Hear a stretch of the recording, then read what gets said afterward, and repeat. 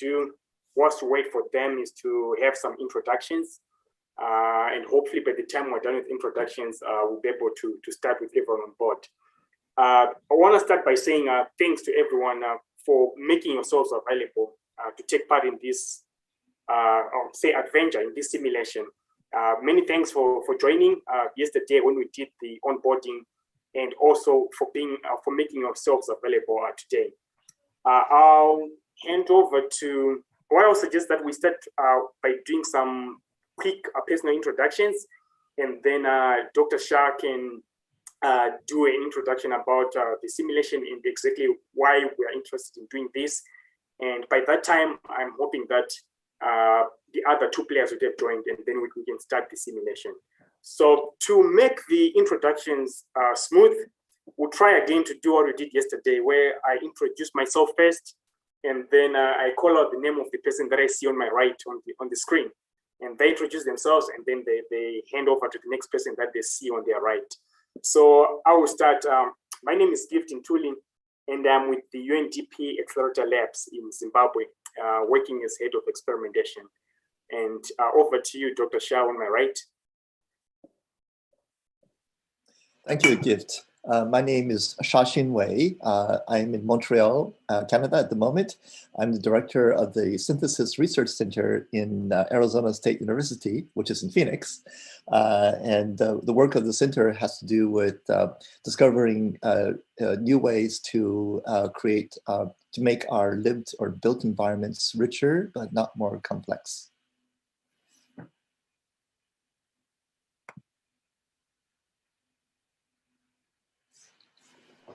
Thank you, Dr. Shah. And who do you see on your right on the Zoom? Mr. Jeremiah Mushosho. All right. Thank you very much, Dr. Shah. My name is Jeremiah Mushosho. I'm a program analyst for environment, climate change, and energy in UNDP Zimbabwe. Thank you. To my right, I see Chelsea. Hi, everyone. My name is Chelsea. I'm the director at EBU Hub and Milk Zimbabwe, a dairy producer.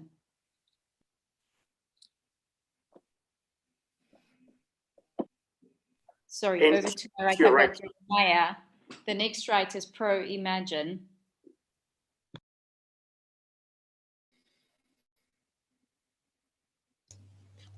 Maybe I jump in, present myself and Pro Imagine. I am Enisa Serhate. I've been working with Gaia and Millie, two other colleagues from UNDP, together in the Managing Istanbul Innovation Days. Simulations are part of the event that we're having. And we're very happy to see the first simulation kickoff today. Pro Imagine is the team working with us who's producing the videos for IID. To my right, I see Michael.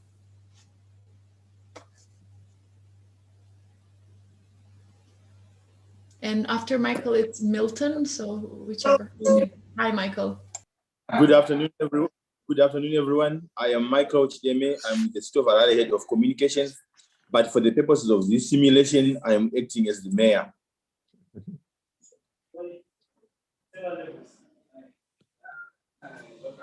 On my right, I don't see anyone on my, okay, I don't know where I see the right here, but I just see the list of people here.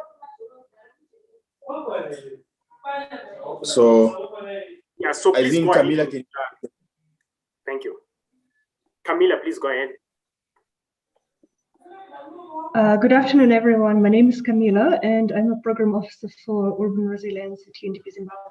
Thank you.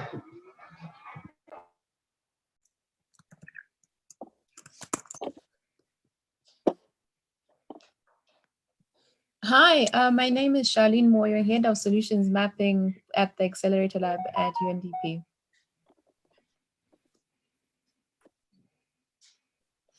Thanks, Charlene. Can we have someone else who hasn't introduced themselves coming? Sure, thanks, Gift. My name is Shamisa Rujidzo, Head of Exploration with the Accelerator Labs in Zimbabwe.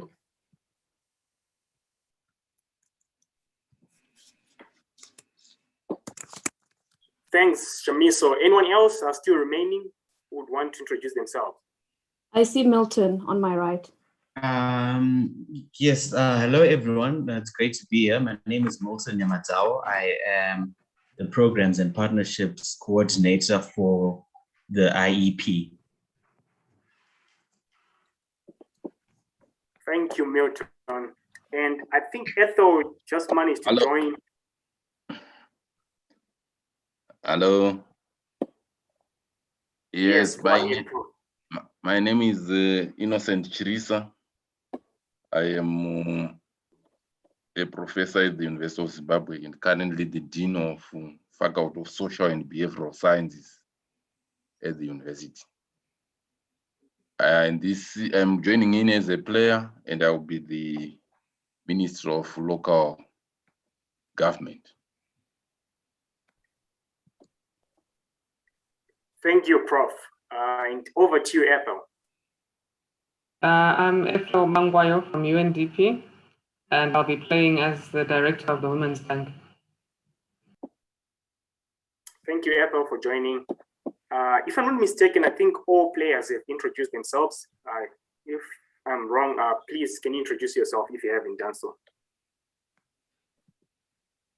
Otherwise, I'll hand over to Dr. Shah to give some introductory remarks before we start the simulation. Thank you.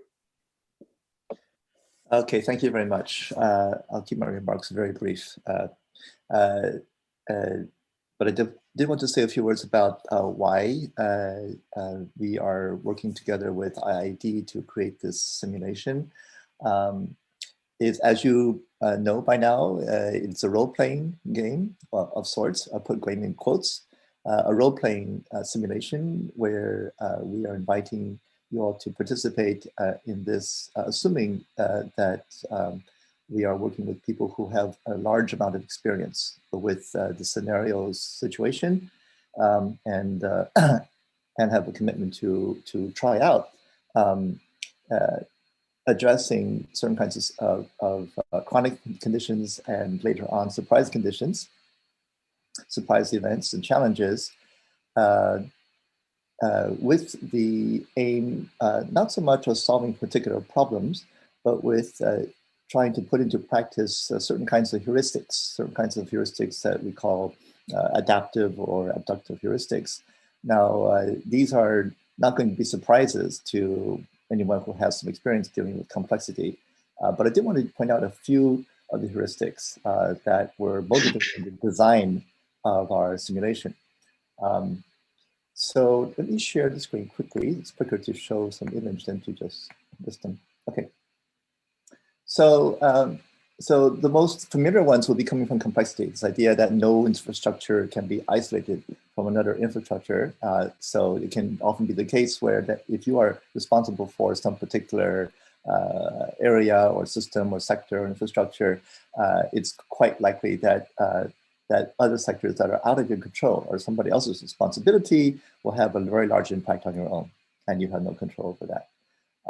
Another would be, for example, a small factor or parameter or an incident that is negligible, later turns out to be actually quite impactful. And there's no amount of measurement that can exclude that possibility. So these are what we learn from complexity. Some other kinds of, but then the question is what to do. You know, how can people act together in a way, for example, to design infrastructures that are going to be subject to change. How can we, for example, pivot to meet novel, surprising challenges, which could be actually opportunities if one reframes the problem. Which brings us to, for example, another set of kinds of heuristics that have to do with, one could say, abductive or resilient techniques. For example, part of this, the point of this kind of simulation is to take a fictive break from the everyday demands of solving problems as they come up, and realizing, for example, that maybe magic bullet solutions are not the solutions we think they are. that very often with a wicked system, wicked problem, a solution to a wicked problem turns into another wicked problem in its own right. Again, we know this from experience. The question is, how do we act in a different way? That's basically enough. There's no need to go through these kinds of things as some sort of tablets of rules. These are not rules, these are merely heuristics. I want to say a few things about the simulation itself. We're very appreciative of your time that you are coming to this, pilot of a platform for not so much a game, but for a, let me turn this back. What we'd like to think of as a structured conversation. So this is a carefully designed and curated conversation, facilitated conversation. And we would like to learn, working with you, two kinds of things. One is the format. Does this format of a curated conversation work? Is it something that we think has legs, can be worth pursuing, fleshing out in the future? And the second question has to do with content. Is the content of this kind of scenario plausible enough to be interesting, and yet also does it give enough room for imagination to imagine how to work together in a different way than maybe in your everyday capacities? And in that respect, also we'd like to see maybe what are the kinds of issues and concerns that are not easily dealt with in an everyday situation, but maybe could be addressed in such a simulation fictive setting. Okay, that's basically it. I'll be back with you at the end. I hope to be back with you at the end of the session to hear and listen to your comments and reflections. Thank you very much.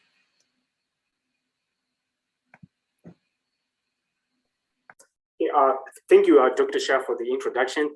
And I just want to emphasize what Dr. Shah said about the reason why we're doing this, that it's an opportunity for us as Harare to explore various challenges or shocks that we can be exposed to and see how we can work together as different decision makers and then see what kind of potential outcomes we can get from different decisions that we collectively make.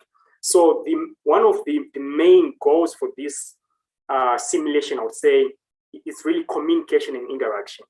I'm encouraging all of you to take advantage of both the platform to put your what ifs and communicate on the simulation, but at the same time, to also use the Zoom platform to either type in the chat or use the audio to communicate among yourselves. Because we're trying to see what comes out of your collective decisions. So most of the challenges, we don't want you to view them only from the role that you're assuming, to try to answer the challenge only from your role, but try to think of what would be the implications of the way you're trying to address the challenge towards the other players, and then communicate that. That said, as I said yesterday, the challenge is going to be, or the simulation is going to be split into two. So we have the first phase, that will be for an hour. Then we have a 15-minute intermission, then a second phase for an hour. The first phase is going to be mostly trying to have all the players get used to using the platform and also communicating via Zoom in the platform. And this will be based on a chronic challenge that I'll present and what if statements that you can put forward to address the challenges we discussed yesterday. Then the second phase is going to be a series of events or shocks to the system that will present to you, and you work together as players to try to keep the city going. And hopefully, after the first hour of trying to learn and figure out how to communicate, you'll be able to do a much more faster paced interaction in responding to the events in the second hour. So without wasting time, we'll go ahead and start the simulation. I hope that you've all seen the instructions that were shared by Shamiso in the chat. And if you haven't done so, please go ahead and join the simulation by following that link in chat and joining as a player. First password you see is you put your name, and the first password you see is a small letter P. Then the room name is ARS Zim. then the password is ARC in all small caps. You can let us know in the chat if you're experiencing challenges. So I'll give each one of us a minute to go about joining before we start.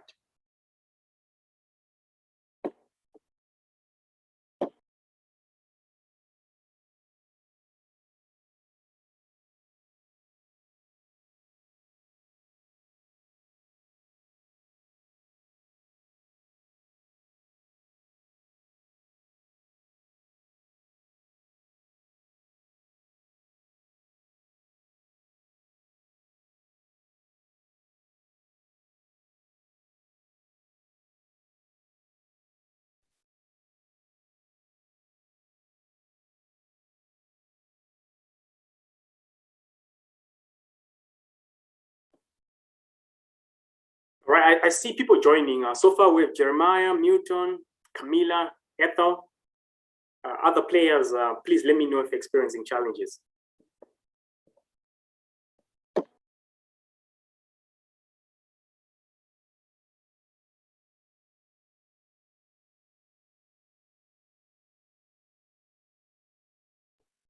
Chelsea has joined.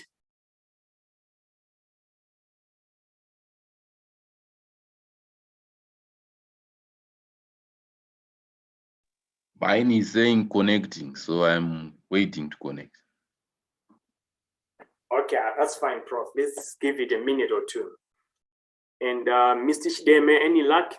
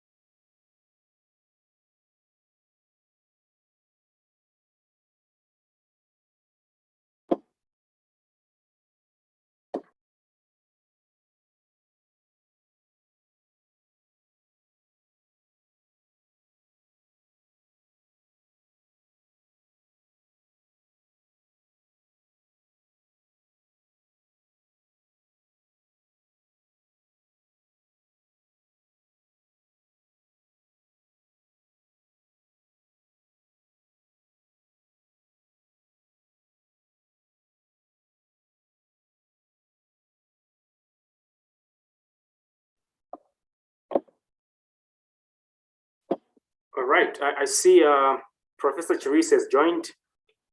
Thank you. So, Mrs. Shideme, let me know if you're facing challenges, then we can try to assist.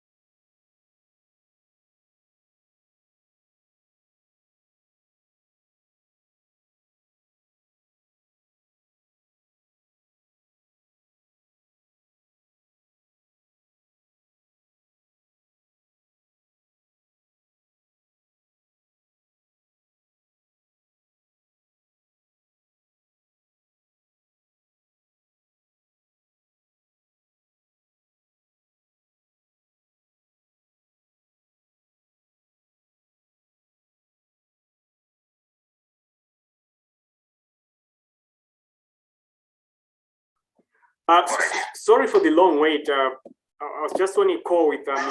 Shideme. He seems to be experiencing some challenges. So just a minute, I'll try to help him log in and then we'll start the simulation. Thank you.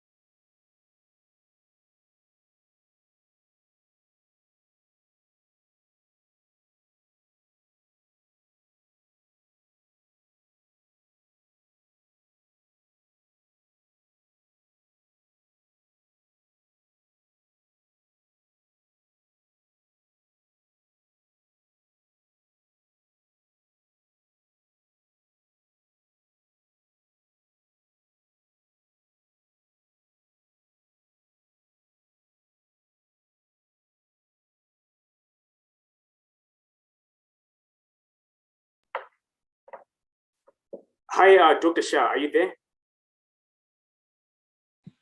Hi, yes, I am. Yeah, so one of the players is experiencing a challenge where they're not able to type anything on the browser.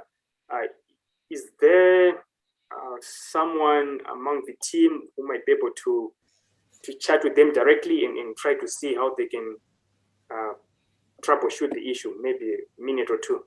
Let me, which player is that? And I can go direct, is that player on Zoom? Yes, it's his name is displayed as Michael's iPad. Okay, so I will private message that person.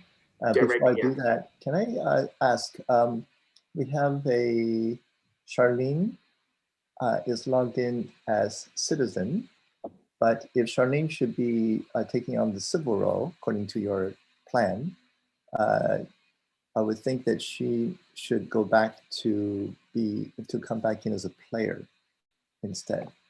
So is Charlene supposed to be a civil private citizen? Oh, Charlene is a citizen. But sorry, playing as a player in the game? She's not playing. She's okay. just observing. Just to check. All right. So let me Yeah, go thank back you. Okay. I'll be back. All right. Please bear with us maybe 1 or 2 more minutes before we start. Just trying to see if we can get everyone to log in. So just hold on. Thank you.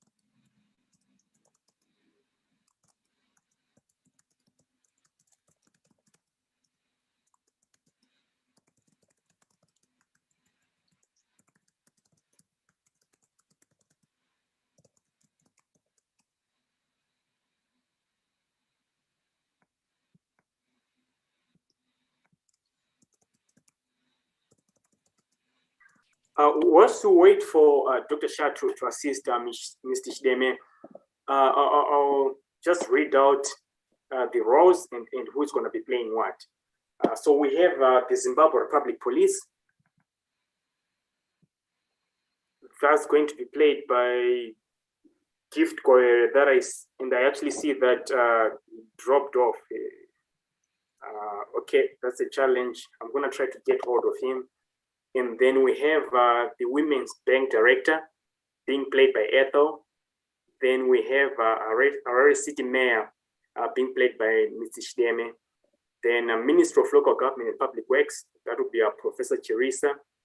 And then the Zimbabwe National Water Authority, that role would be Jeremiah. Then Mobile Money, Telecommunications, that would be Chelsea. Our press would be Camila. And a citizen playing the role of a church leader would be Milton.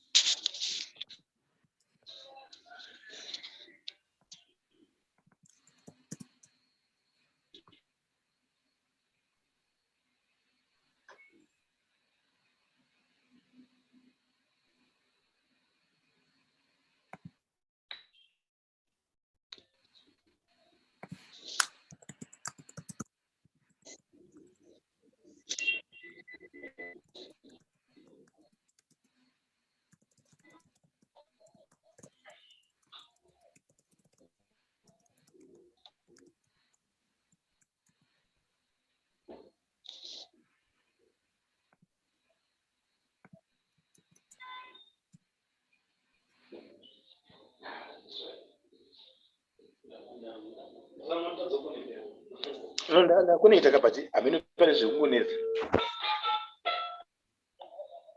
because ndatojoina nefoni saka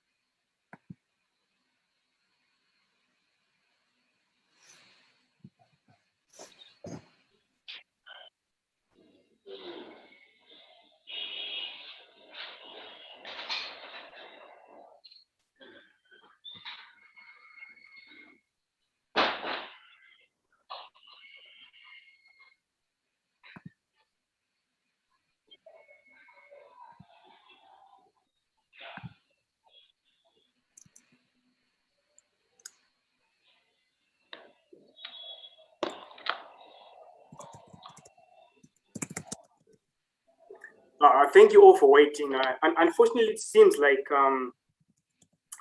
Mr. Shideme is experiencing challenges, and we unfortunately are going to have to continue for time. We'll go ahead and start the simulation. I apologize, Mr. Shideme, that this challenge is happening.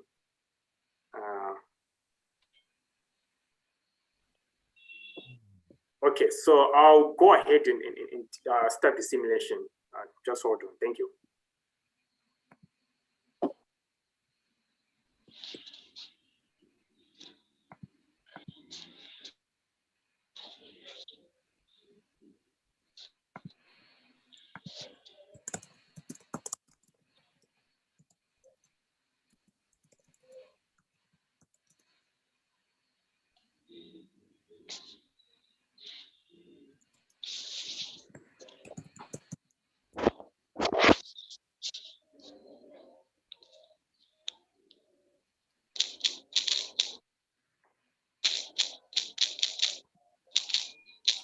Okay, thank you for your patience. And again, I apologize for the delay. We're having some tech issues we're trying to resolve, but we're going to go ahead and start the simulation. So the first 3 minutes, I'm going to spend explaining or trying to go over again how to play the simulation, and hopefully you'll remember and catch on. But if you look at your screens, you'll see that there's a large part where you can see some honeycombs with a chronic condition and some challenges on the side. this is going to be our playing space. And the chronic condition, if you click on it, you can read through it, but basically it's the year 2023, and Harare is still under a lockdown scenario. We're assuming that the government has been making efforts to vaccinate people, but unfortunately, as a result of misinformation and fake news, most people are not interested in getting vaccinated. At the same time, we all know that in Harare, most of the people operate as vendors. That's their source of livelihood. So we're also in a scenario where a lot of people are now trying to go back on the streets to do vending operations. And most of the time they try to do this, they are met with resistance from the police. However, we're in a good situation where the African Development Bank has approached the city and all of you with the roles that you are assuming right now, and saying they are willing to fund, offer a loan to the city, where this loan will be used for a program where vendors can be allocated a space in the CBD where they are monitored and they're able to operate within the structures or the conditions set by the World Health Organization. So this is our chronic condition or the premise in which we're going to be operating our simulation. Within that, you see that for each of your roles, if you click on your role, you're going to see our starting challenge statement, which is what we're posing to you to say, under your role, what do you need to consider, or what are some of the considerations you need to make in order to keep the city going, and also in order to decide collectively whether you are going to accept this loan from the African Development Bank to set aside a street in the CBD for vending, and if that happens, which street is it, and some of the questions or considerations you have under your role that you have to answer, but also keeping in mind that whatever actions you take, whatever what if you propose, also has impacts on the operations of the other roles. So that said, we'll start our first round. In total, for this first phase, we have 3 rounds, and each round hopefully to be about 5 minutes long, followed by a discussion and debate of the what ifs that have been presented. If you remember from last time, once I start the round, you're going to see that your screen will have your what if, and then you are able to toggle between different roles. And for every role that you have, you can place a what if directed to them and pose how you want they can partner with you or how they can help you in your what if. And then you select the amount of tokens, resources you'd want to allocate to that what if. And you see that there's a button that says place. You can click on that and then go on to place your first round of what ifs next to your role. Again, I hope that you remember this from the exercise we did yesterday. So this is the first round, round 1A. We have 5 minutes, but we might make it a little over 5 minutes depending on how people respond. Please go ahead, read the chronic condition, read your starting challenge statements, and place your what ifs. So we have 5 minutes to do this before we go into discussing the what ifs that people have placed and seeing the direction that the city can take in the first round. Again, if you have questions, feel free to let me know, or you can also discuss in the Zoom chat or by audio. Thank you.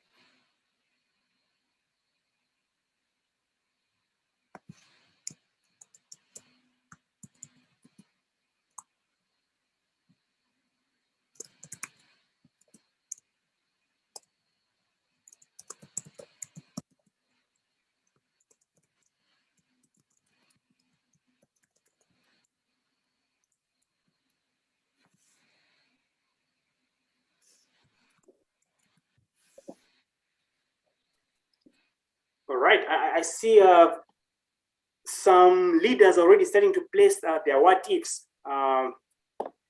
So we still have about 2 more minutes to go. So please go ahead and place your what ifs. If you need more time, let me know and we can see if we can increase the time a bit more.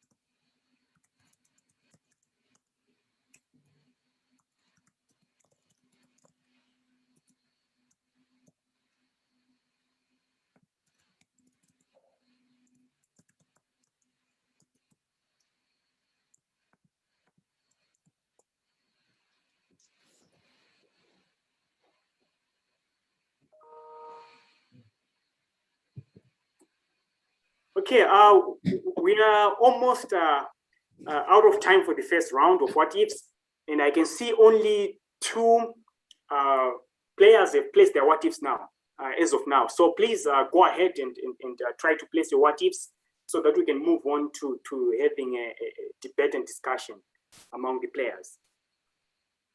If you're facing challenges, let me know and we can try help. The Women's Bank manager, they've already placed their what if, and I also see that there's Zimbabwe Public Police, they haven't, Harare City Mayor, they haven't.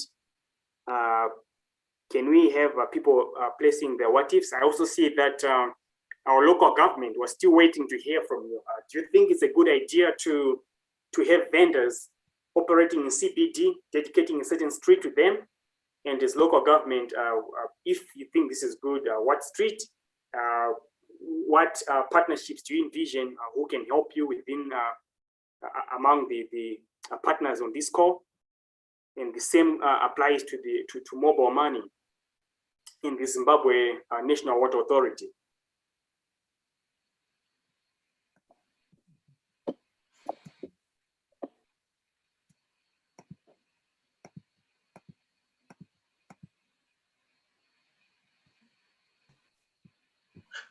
Gift, I'm not sure what happened, but the system, the page seems to have logged me out. So I'm not sure what we can do.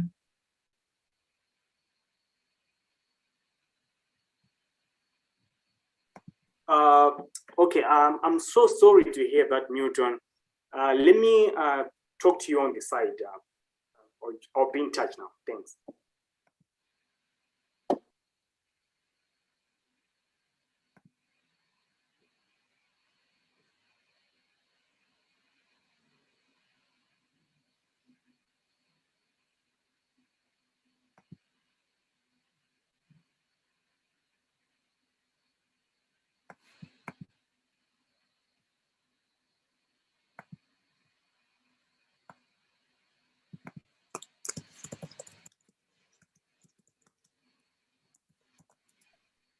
So just checking, is everything okay with the Ministry of Local Government and the Zimbabwe National Water Authority?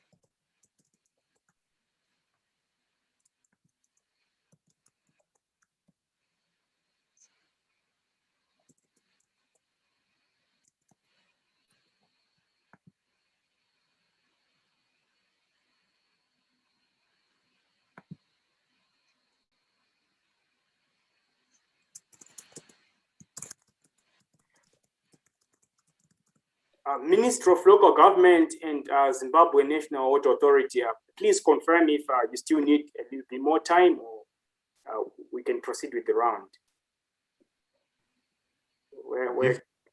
Yeah. I thought I placed my what if?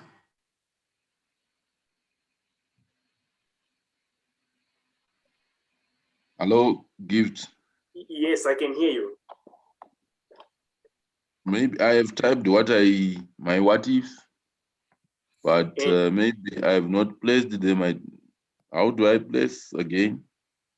So you see a button that says place, and if you click on that, then you'll be able to go into the honeycomb and place your what if next to your row, just as the Women's Bank have done, and also the Telecom CEO have done. Okay.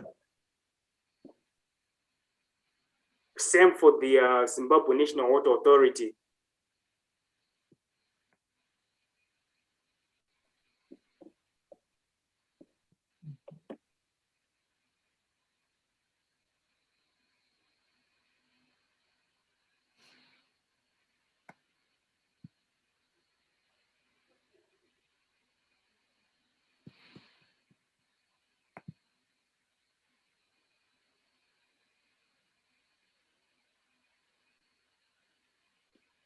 Not sure if something is adding to my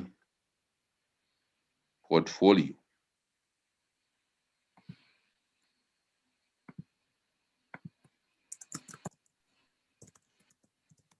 So if you click on the button that says place, then you go ahead and click within the honeycomb next to your row.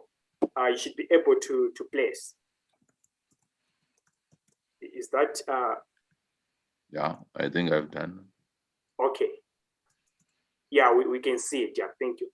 And the Zimbabwe National Water Authority, have you managed to place your what ifs with your asks? Please confirm verbally. I think I've placed the what if, but I'm not sure now with the ask.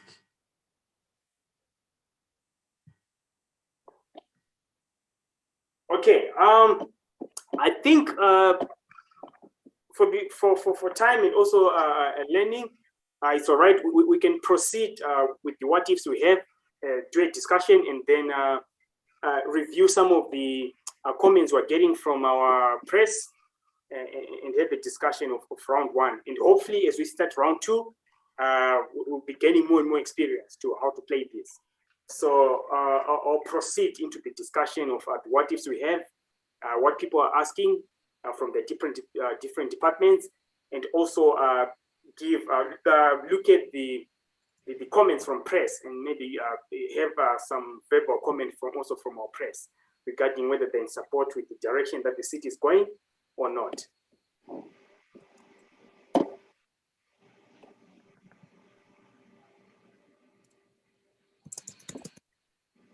Okay, so I think with our negotiation for what ifs, we can start with the mobile money CEO.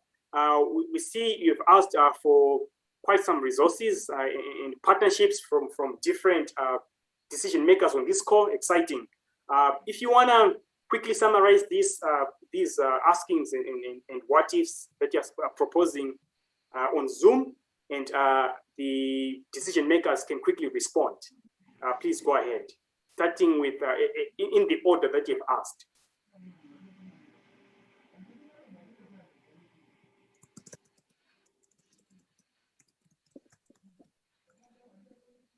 Sorry, maybe come again.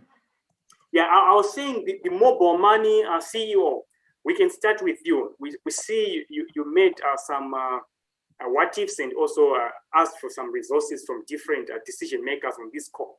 So in order for us to negotiate and see and get some feedback from them, if they're in agreement and they want to go towards this direction, or maybe they think otherwise, please go ahead and mobile money CEO, please go ahead and use Zoom to quickly go through the list of what ifs you have, and then we can get some verbal discussion feedback from each of the players that they've listed here who are available in the simulation.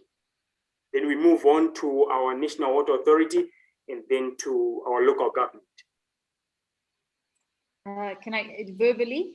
Yeah? Yes, please. Yeah. Okay. So ZRP, I said brainstorm with ZRP to understand what controls need to be put in place and work on an incentive program, and as well as a notification and communication system with the vendors. So I don't know if I'm doing sort of the right thing. And then the Women's Bank to come up with a platform for loans and incentive systems for women in business. The Harare City Mayor worked together to create an incentive system to get more vendors licensed and compliant. Am I on the right track here? I don't know. Yes, you are. Then after you've gone through your what ifs, we can get some feedback from the other decision makers. Okay. The Ministry of Local Government, we're just working alongside them to ensure we have a safely built vendor street and compliant for health and safety. And then the Water Authority, understand what resources are available to ensure proper waterworks and sanitation facilitation, and see what promotions we can come up with.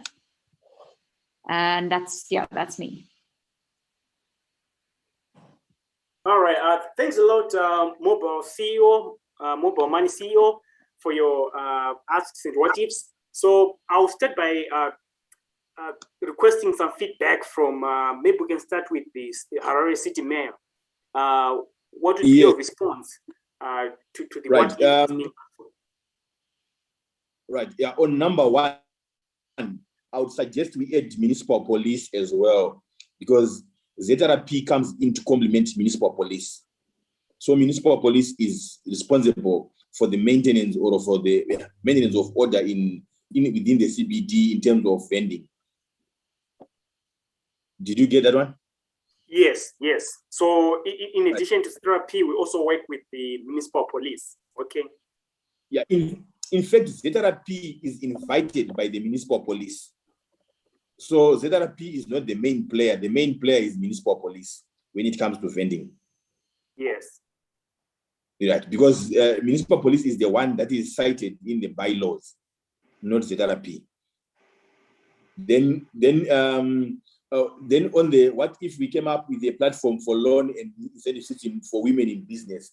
I think because we want order, why don't we include registered women vendors, so that we don't get everybody else coming in just because there's money, but they have to be registered and they have to be known what they do and where they do their business from, so that the database can also help us to know which areas we have incentivized in terms of loans.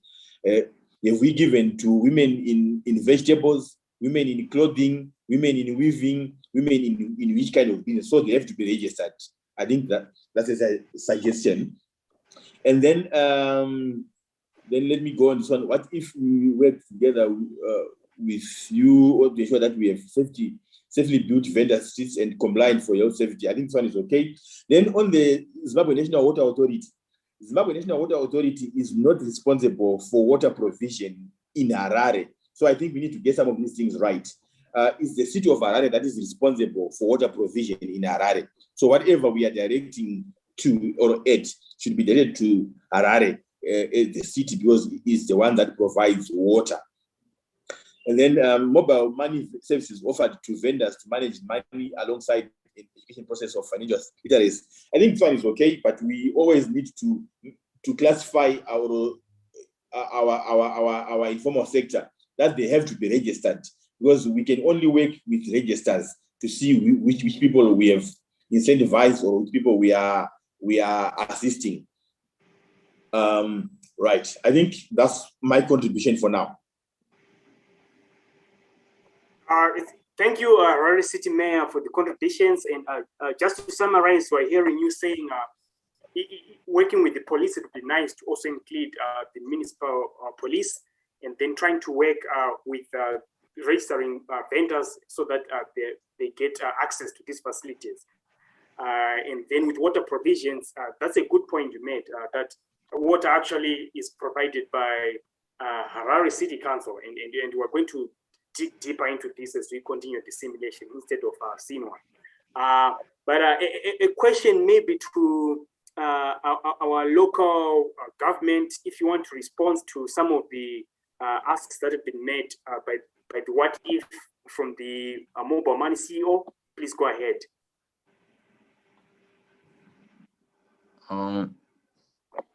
Thank you very much. But since the role of the Ministry of Local Government largely is to supervise what the mayor is doing, I would really concur with the contributions by the mayor, because he's plugging the gap and he ensuring that we are compliant with the law.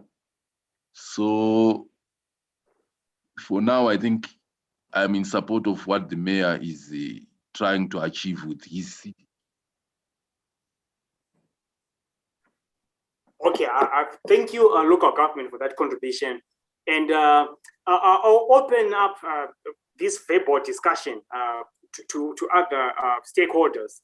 We're keen to hear your feedback before we look at what the local government is also asking of other players. So if you have any contributions, any comments, please come through, opening up to the Women's Bank, the Zimbabwe National Water Authority. If you have any comments you want to make, please go ahead. Same as, yeah. Hi, Gift. I'm going to have to leave just now, and my internet dropped for a bit, so I see my input isn't in there anymore.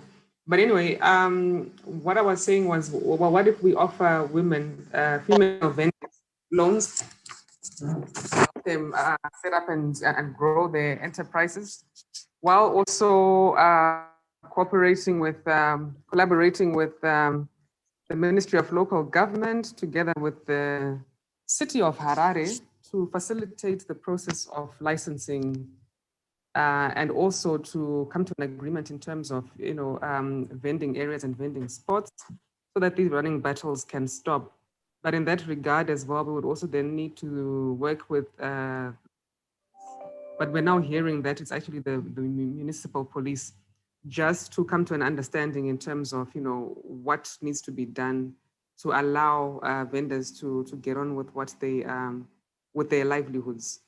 Again, Zinwa, I'm hearing now that it's also the city, but I'd also put something in there about a continuous supply of water to curb the spread of COVID, but also just for hygiene purposes.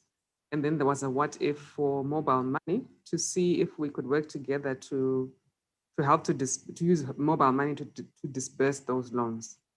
I think for now, that's what I can remember from what I put. So I'll stop here. Thanks. Thank you, Director of Women's Bank, for the contributions. And as you were speaking this, I just saw a comment or a what if that was made by the local government regarding working with the police and mobile money telecommunications to do a public awareness campaign. That's aimed at both the dealing with the misinformation, but also disseminating information on the loans and kind of facilities that will be available for the women vendors in the CPD. And I'll quickly passed a question to our telecoms to say what would be your response in regards to the ask from the local government regarding partnering together to do a campaign that's aimed at addressing misinformation, but at the same time also making sure that the right information gets out to the vendors. What could be the potential challenges with that? Maybe I should say that. In terms of communication, are you wanting me to respond verbally, Gift? Yes, verbally, yeah. I think we make it mostly verbal now, since most people are locked out of the simulation. Okay, so yeah, in terms of communication with the local government, we're all good to go. I don't know if I understood your question correctly there. So I was saying, if you click on the local government, what if one of their asking from the telecoms is a partnership aimed at using the platforms, different social media platforms to challenge misinformation, but also at the same time spreading the right information about some of the. Sorry, whereabouts are you seeing this? Sorry? Whereabouts are you seeing that specific? If you click on the what if made by the Minister of Local Government, you see under telecoms their request is helping. Okay. Okay. So my question was, are there any foreseeable challenges we could experience with trying to set up a partnership like this and trying to use technology to combat misinformation and also spread the right news? So definitely, there's no hesitant doings with the bulk SMS. We just look at budgets, I would say. Okay. Okay, thank you. I just wanted to make sure that we're all aligned in the same direction. And from this discussion, I would say it sounds like the idea is entertained of setting up an area within the CPD where we can have our vendors selling. Now, as we get into our next round, the question that we're posing, or the challenge we're posing, then is if we're all in agreement, then hello, Gift. Yeah. Hello. Yes. I think I have an issue here. If you read the paper that you sent to us, it's talking about COVID being with us for the unforeseeable future and any other catastrophe that might befall us in the for the unforeseeable future. So if our simulation is to go back to tradition and set up structure markets, right, with structures where people come again and converge, are we not repeating what we are trying to run away from, yet we are trying to go the techno route where we use technology to address issues of the informal sector? So I was just wondering, are we going back and setting up other structures again in the CBD, or we are empowering the informal sector to now use technology to sell their goods and wares? Thank you for that question, City Mayor. And actually, it's good that you asked this, because this leads us into our next round of what ifs, where the challenge that I was going to pose is to say, can we imagine an alternative to this? So instead of having our vendors going out and setting up stores in the CBD, can you place some what ifs within the realm of the roles you're playing? What ifs? What if, as a city, we have a different approach to the scenario? What other alternatives can we envision? So again, we're going to round 2, where we place our what ifs, and for every what if that we place, to say, instead of having our vendors going to the city and operate and to dedicate a street to them, what are other alternatives? And with those alternatives, what kind of support and partnerships or considerations should be made from the different other sectors? And if you spend a few minutes typing those and posing them, again, you place them next to the previous what if, radiating outwards. Then we can have another quick discussion on the alternatives for us to start exploring simulated realities, to say, other than having our vendors going to the city, as the mayor was saying, what other simulated realities can we come up with? And what could be the potential outcomes of such? And again, keeping in mind that our potential outcomes, we're not only looking at our roles, but as a collective system, as the city. So that said, I'll proceed to the next round, where you have a chance to place what ifs as alternatives to having the vendors being given or allocated a space in the CBD, a street being closed out for them. So we'll spend about 5 minutes trying to think in posing those what ifs and asking for those partnerships or considerations from different roles, and then we'll discuss them. We'll discuss the possibilities or the alternative realities we can think of. And for those who can type or contribute into the simulation by typing your what ifs, that's fine. What we're going to do is that after the end of the 4 minutes, I'm going to call out our different roles, and then you present your what ifs and try to have a back and forth discussion to evaluate and say what are the pros and cons of every suggestion and what direction can the city potentially take.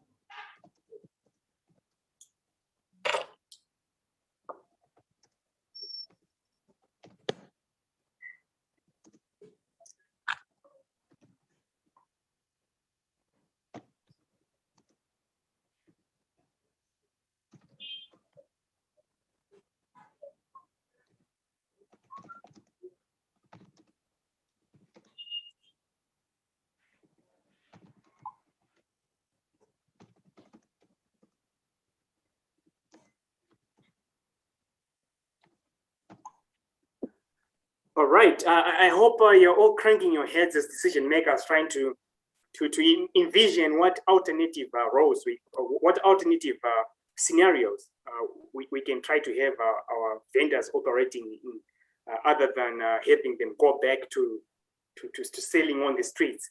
And I'll say we have about 30 more seconds, and then we go into our negotiations. And for these negotiations, since we really want a back and forth discussion, I would say instead of myself curating how the conversation goes, I'll leave it open to say once one decision maker discusses their alternative scenario, then anyone is welcome to come in and suggest whether you agree with it and see how you can augment it with your idea, you suggested alternative reality, or you can propose a different alternative reality. And just have a back and forth conversation for about 5 minutes to see what other options are available out there for the city. So in about 20 seconds, then we'll move on to doing the discussions.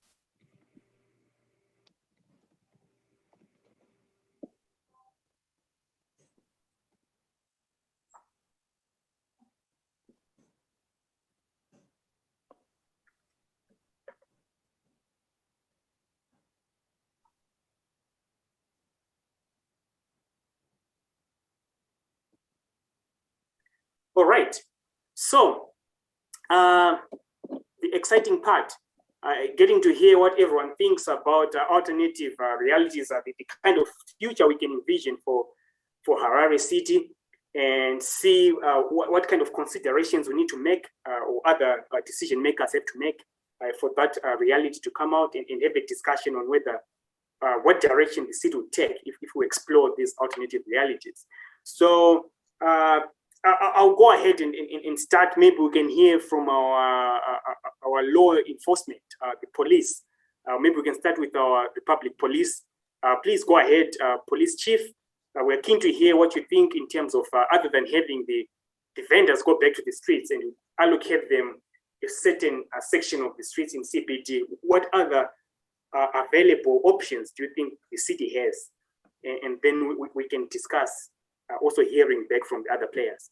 So starting off with you, police chief, please go ahead verbally.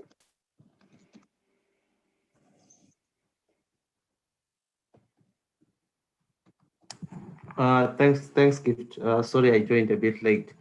If I can then come in. I think for me, my what if would then be, what if we, through the city leaders, through the city council, find a space just outside the city where we can build a market for vendors to go and operate there without necessarily bringing them on into the CBD to avoid congestions and everything.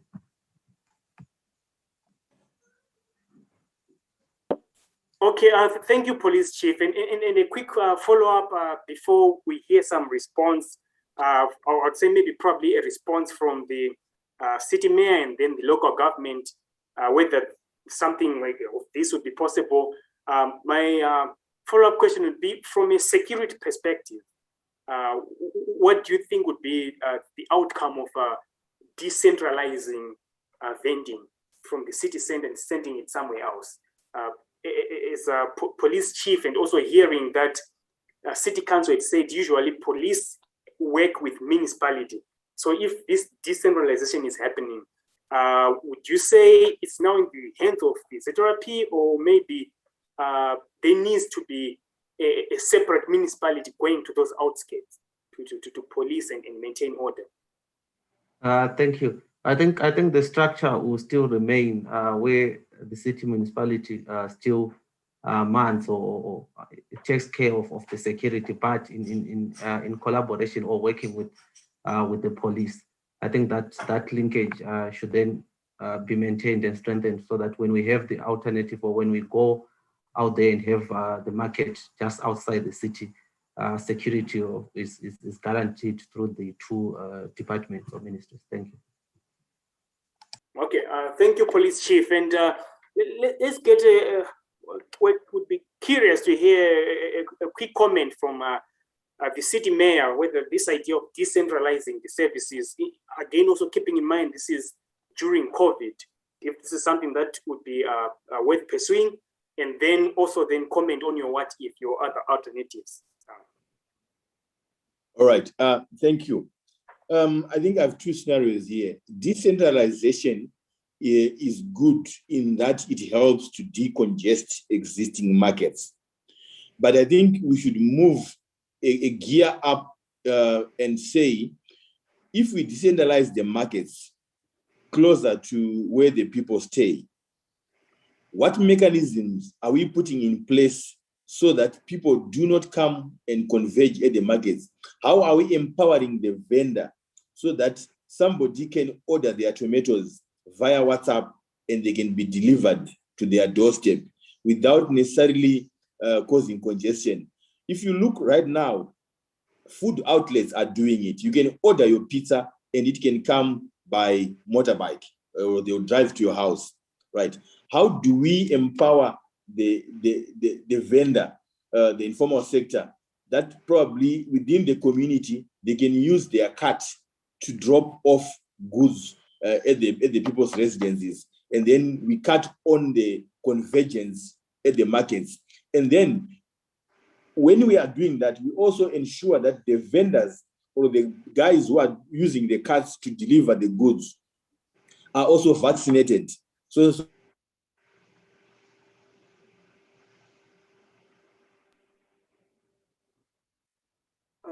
you seem to be breaking, City Mayor. Do you still have more comments, or that's it?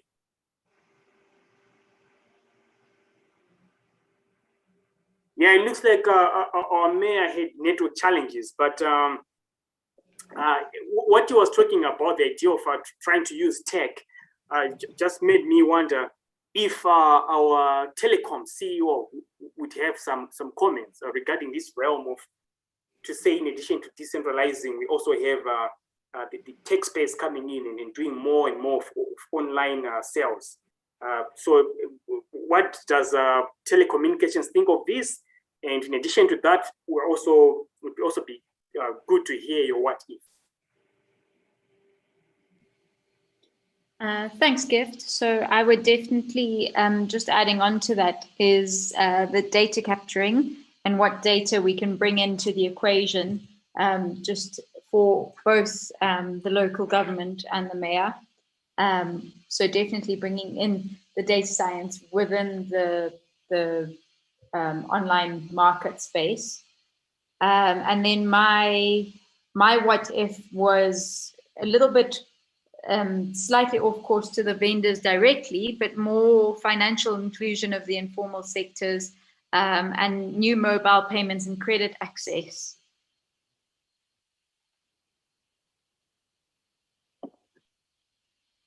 Okay, and to achieve this, do you think you would need any partnerships with any of the decision makers here, or to explore this potential? So definitely the data analysis, capturing data within the online market space. So definitely the government bodies on the call, we would need their inclusion. And then the financial inclusion would be more from a banking sector. So working more with the financial institutions. Correct, yes. But that was my what if, which is separate to obviously the answer. Okay, I see. And I think even though separate, it still applies to say having a platform where this scenario where we have more data being generated and vendors operating online, in order for them to use those facilities, you're definitely right that they would need to have some digital financial services. And I think the best person to respond to this and also pitch their what if would be the Women's Bank director, to say what's your alternative what if, and also comment on what has been said by the other players.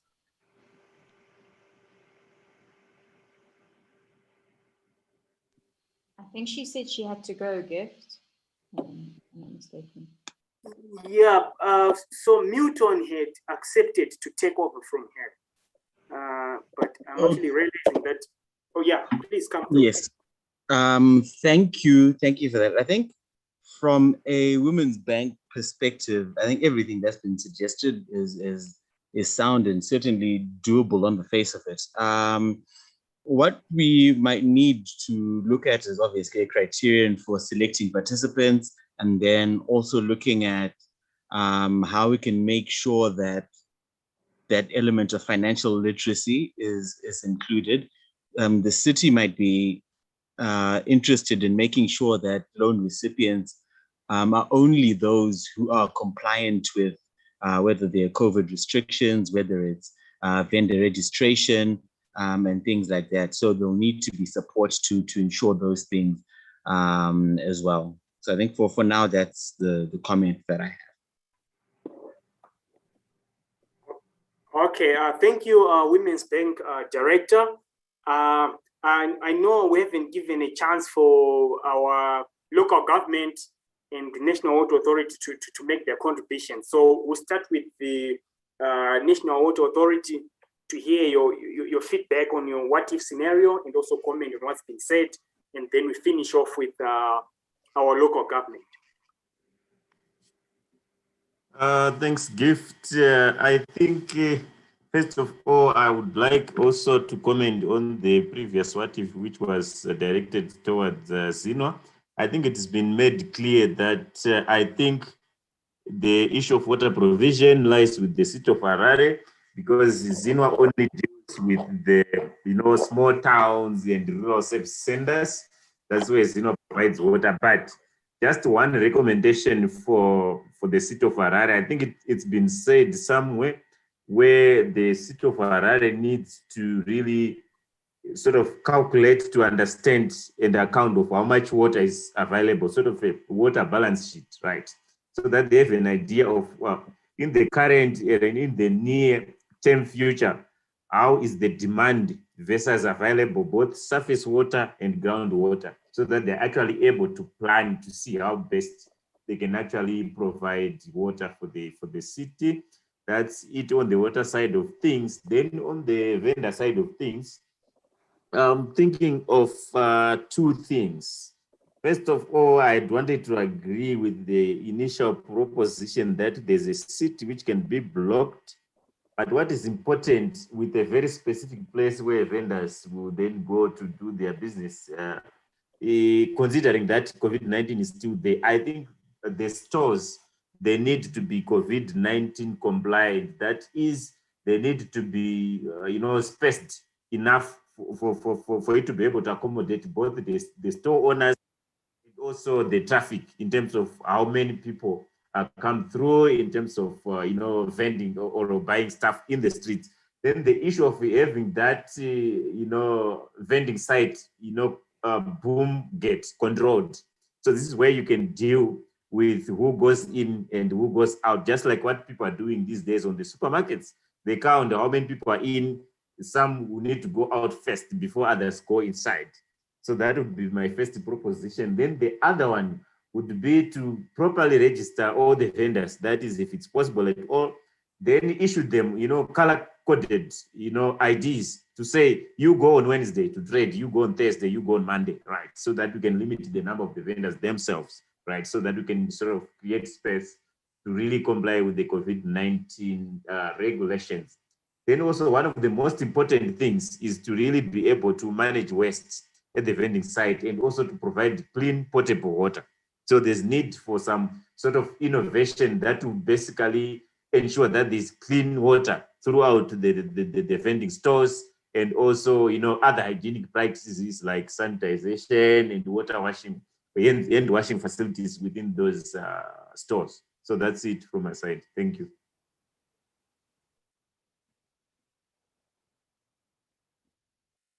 Yes, good to hear from the National Water Authority making quite good and thought-provoking alternatives, saying even if we have our vendors get back on the street, what if we have them back on the streets, but not everyone goes on the same day? We color code them so that we comply with social distancing regulations, which I think is a good idea. And once this is also combined with saying on the days that they're not going to the markets, they're also using some of these digital technologies suggested by the mayor, and also the digital financial services that the telecom said they might want to look into, working together with the banks.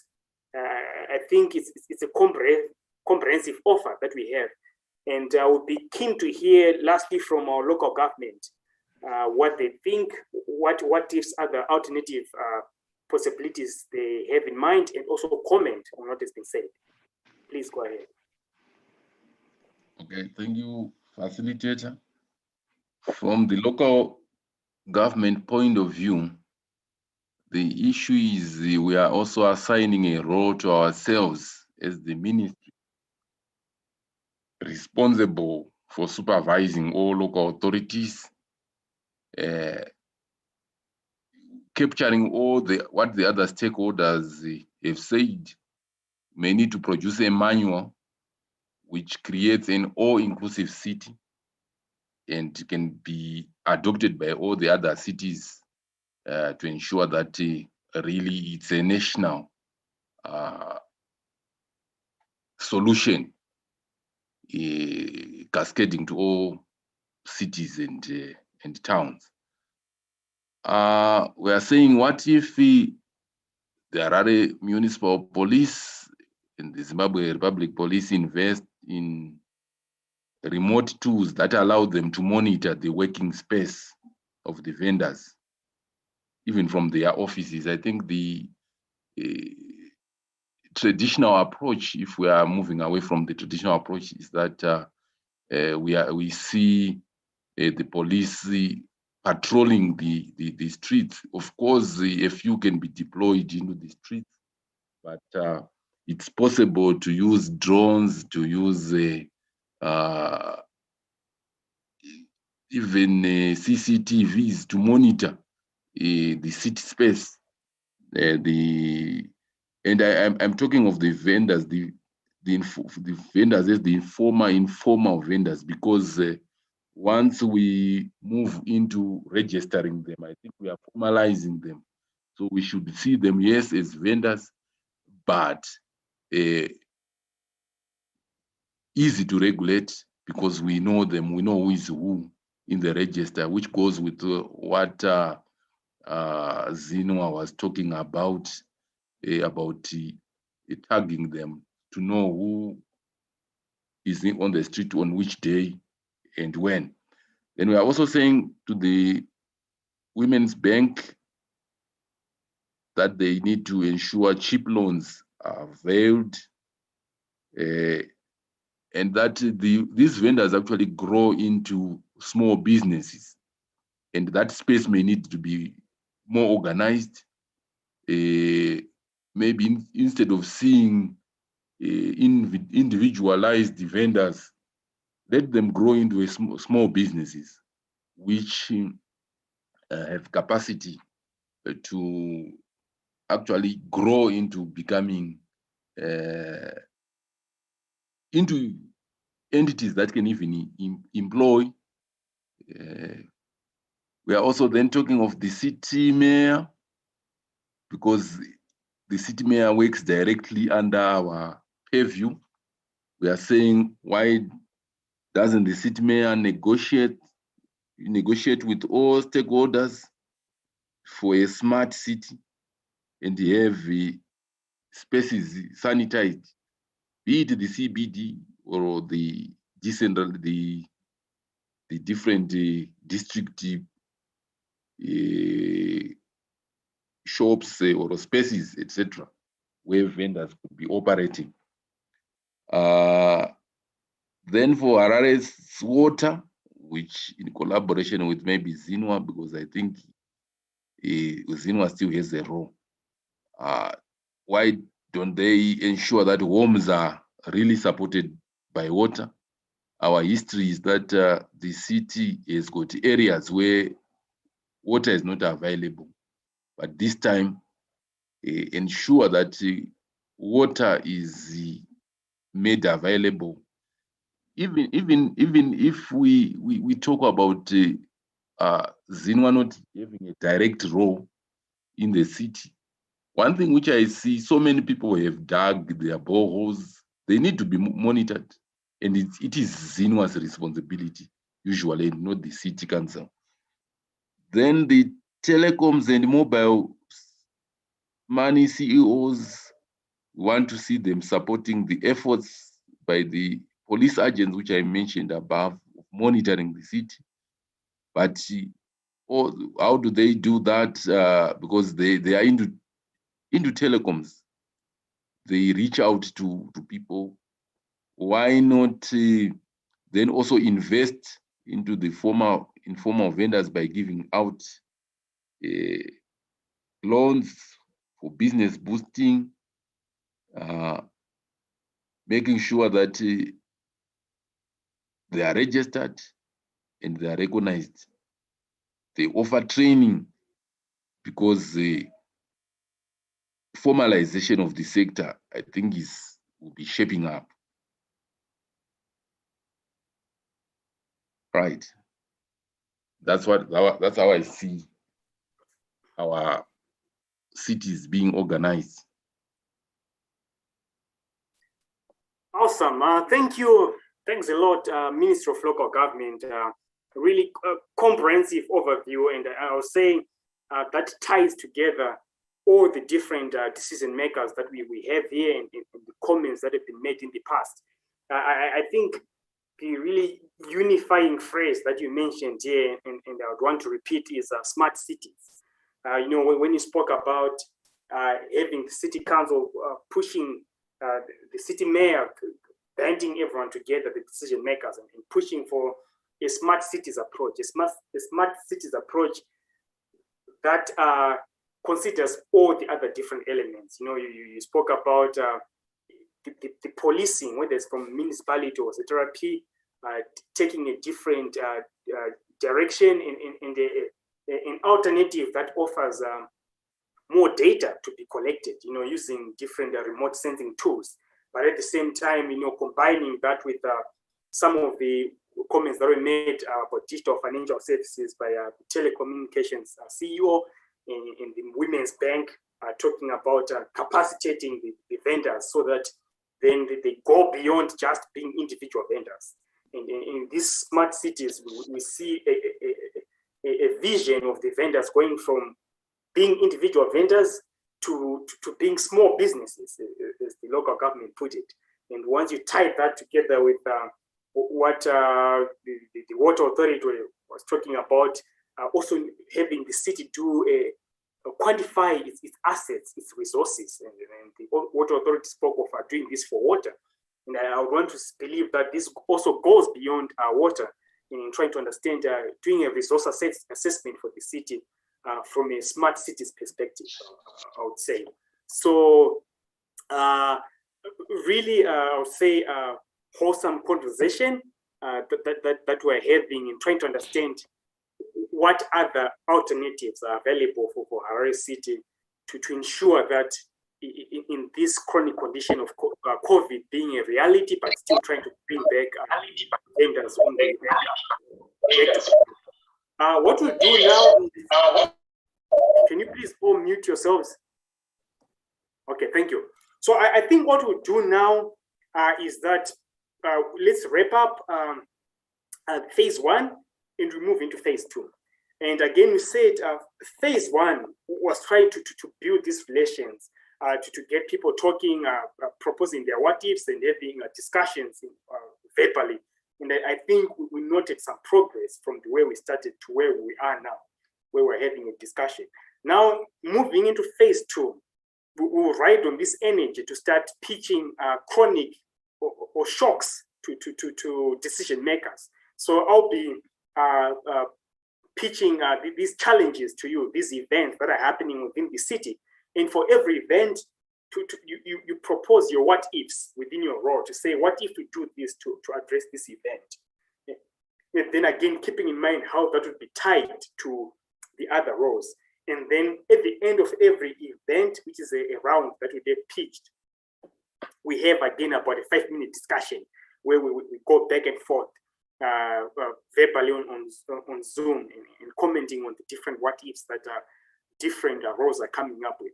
And to make sure that we do another attempt at getting all those who have been affected by tech challenges to join the simulation and actually get to present our what ifs on the simulation first before doing the negotiation of what ifs. We're going to log out of the simulation. So I'll end the simulation and then, but please don't leave the Zoom call. It's only the simulation. And then afterwards, maybe after a minute, I would have created the simulation again to be live. So then I invite all of you players to then rejoin so that we continue in phase 2 with as many of you as we can actually playing and presenting your what ifs within the simulation. Okay, any questions at this point before I close the simulation and then reopen it and we can join again after a minute and continue with this phase 2, which I'm saying it's shocks events that I'll be presenting, and then you pitch your what ifs to say what can be done, what's a way of dealing with the shock, and then discussing the alternative realities we're trying to pursue.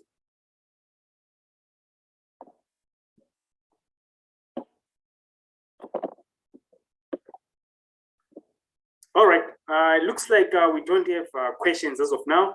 So please don't leave the Zoom. I'll just close the simulation, and I'll also say the same thing.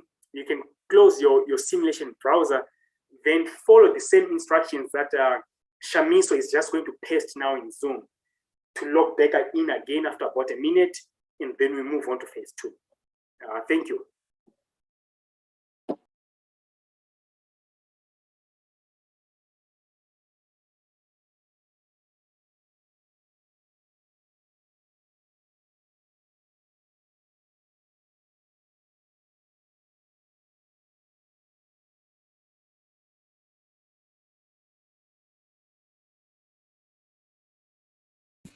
Hello, Gift, Shamiso, Millie.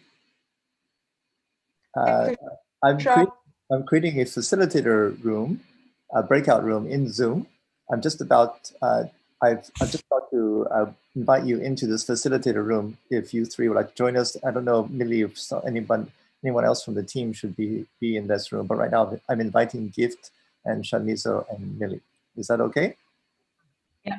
Yes, Anissa and Gaia as well. Can join. All right, okay, let me invite Anissa and Gaia. Okay, here we go.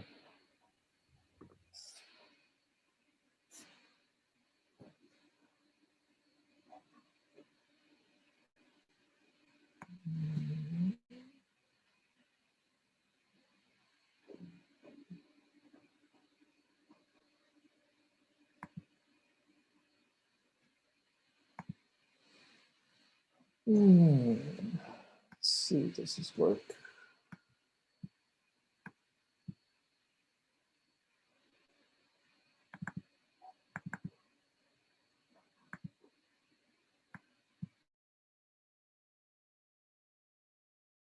Recording stopped.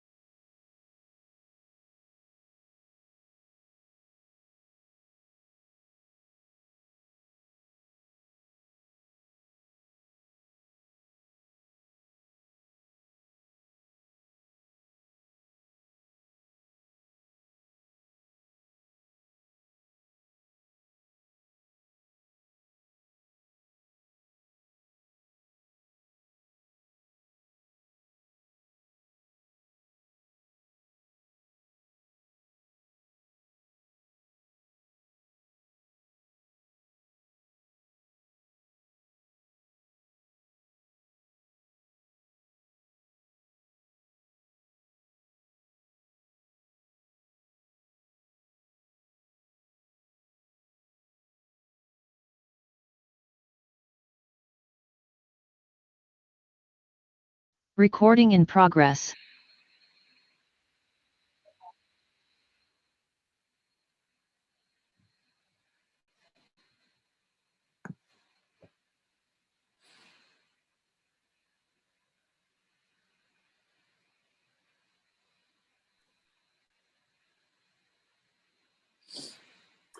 Hi players, I hope you're still online and everyone is doing well.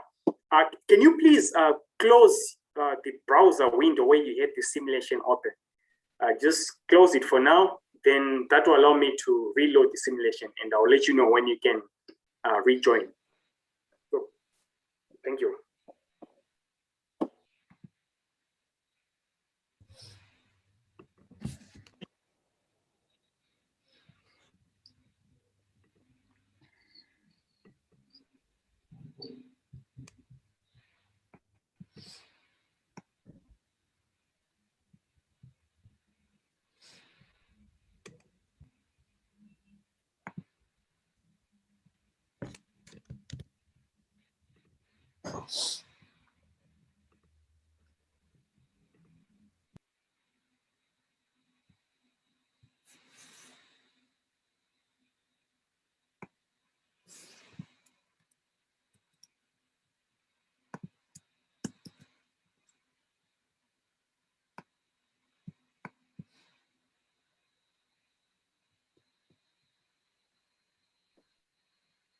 All right. I think we're going to have to verbally confirm that everyone has their simulation window closed.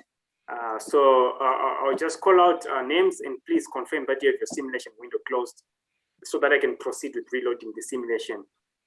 Starting with ProImagine.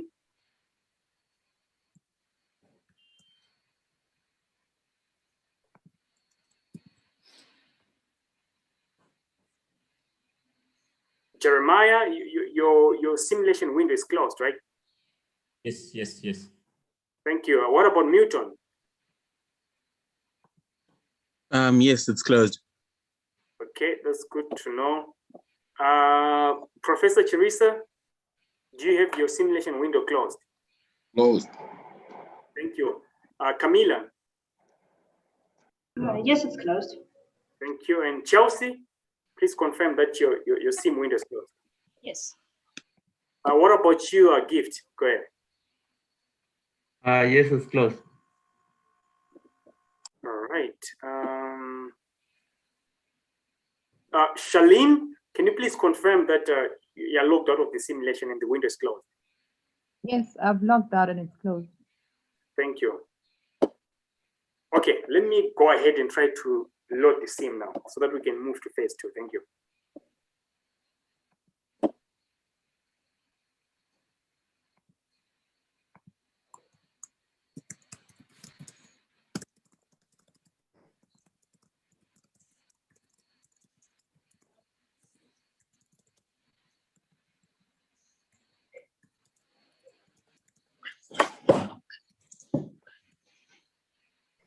Gift, if by any chance you're having issues, we're just checking with ProImagine guys to make sure that they have also X'd out of it. Thank you, Millie. Yeah.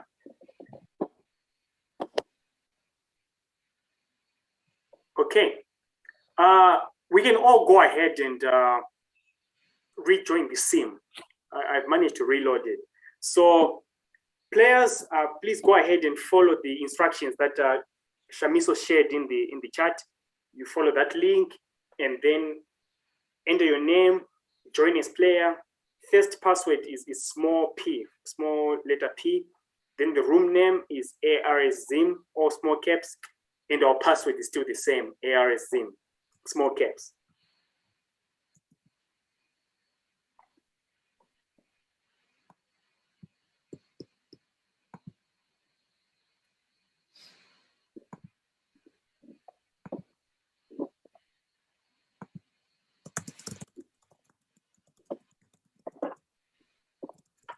I see Camila, Jeremiah, you've already joined.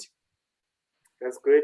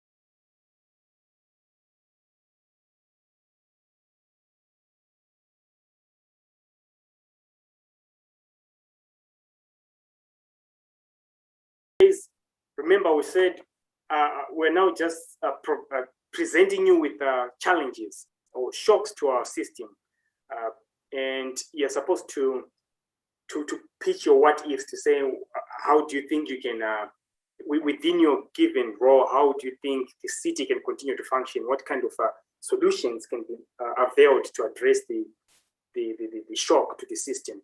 And then we're also going to do our negotiation of what ifs, and we can continue having our negotiations on Zoom.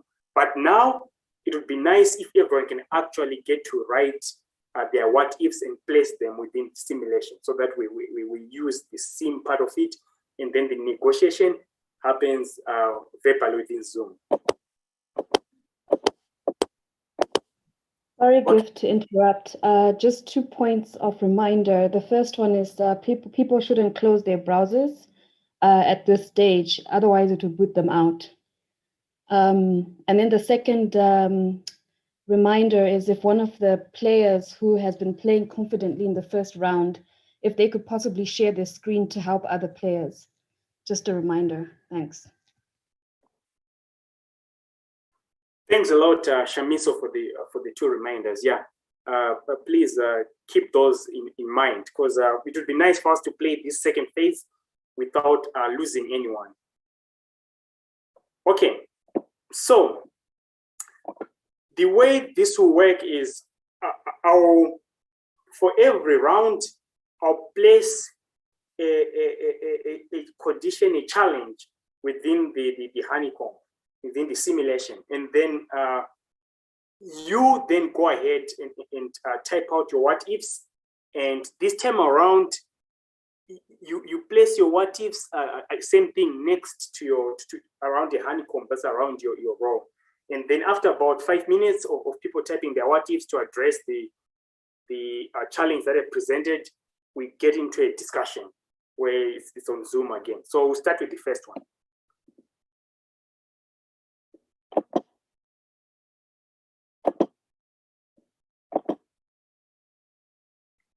So I've gone ahead and placed the first shock to the system.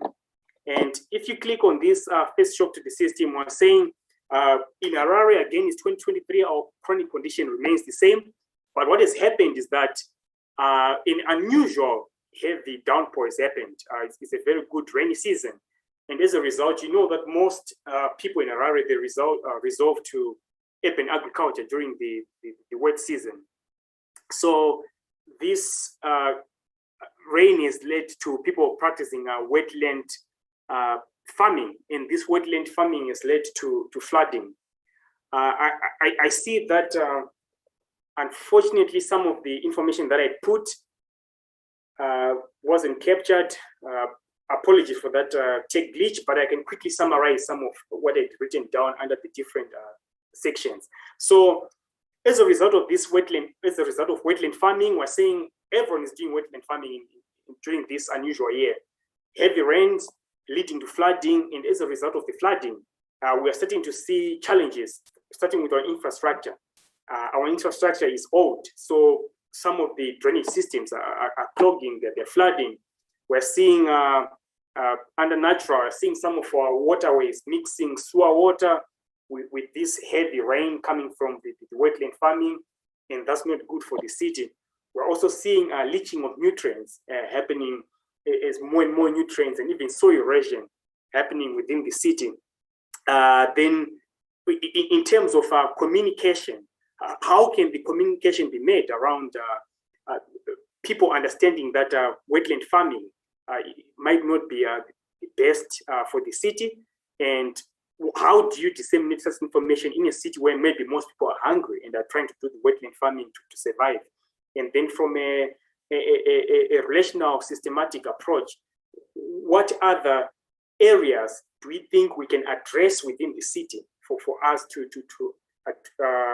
solve the issue of wetland farming that's leading to flooding and our infrastructure failing to cope with the flooding? That's our first shock to the system. And please go ahead, spend about 5 minutes proposing your what ifs, and then we'll go through a discussion of the what ifs.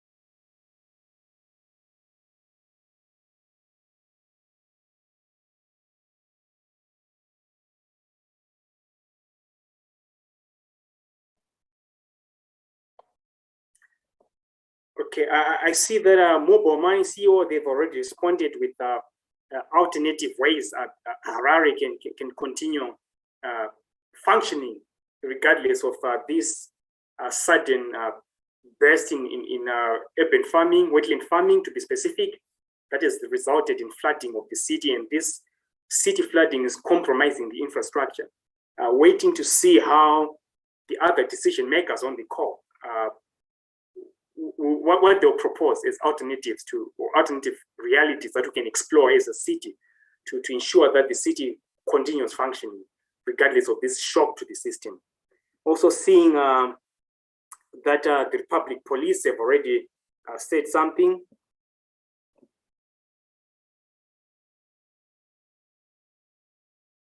Harare City, they're not able to join again, but they'll be able to give their what ifs verbally, so that's fine.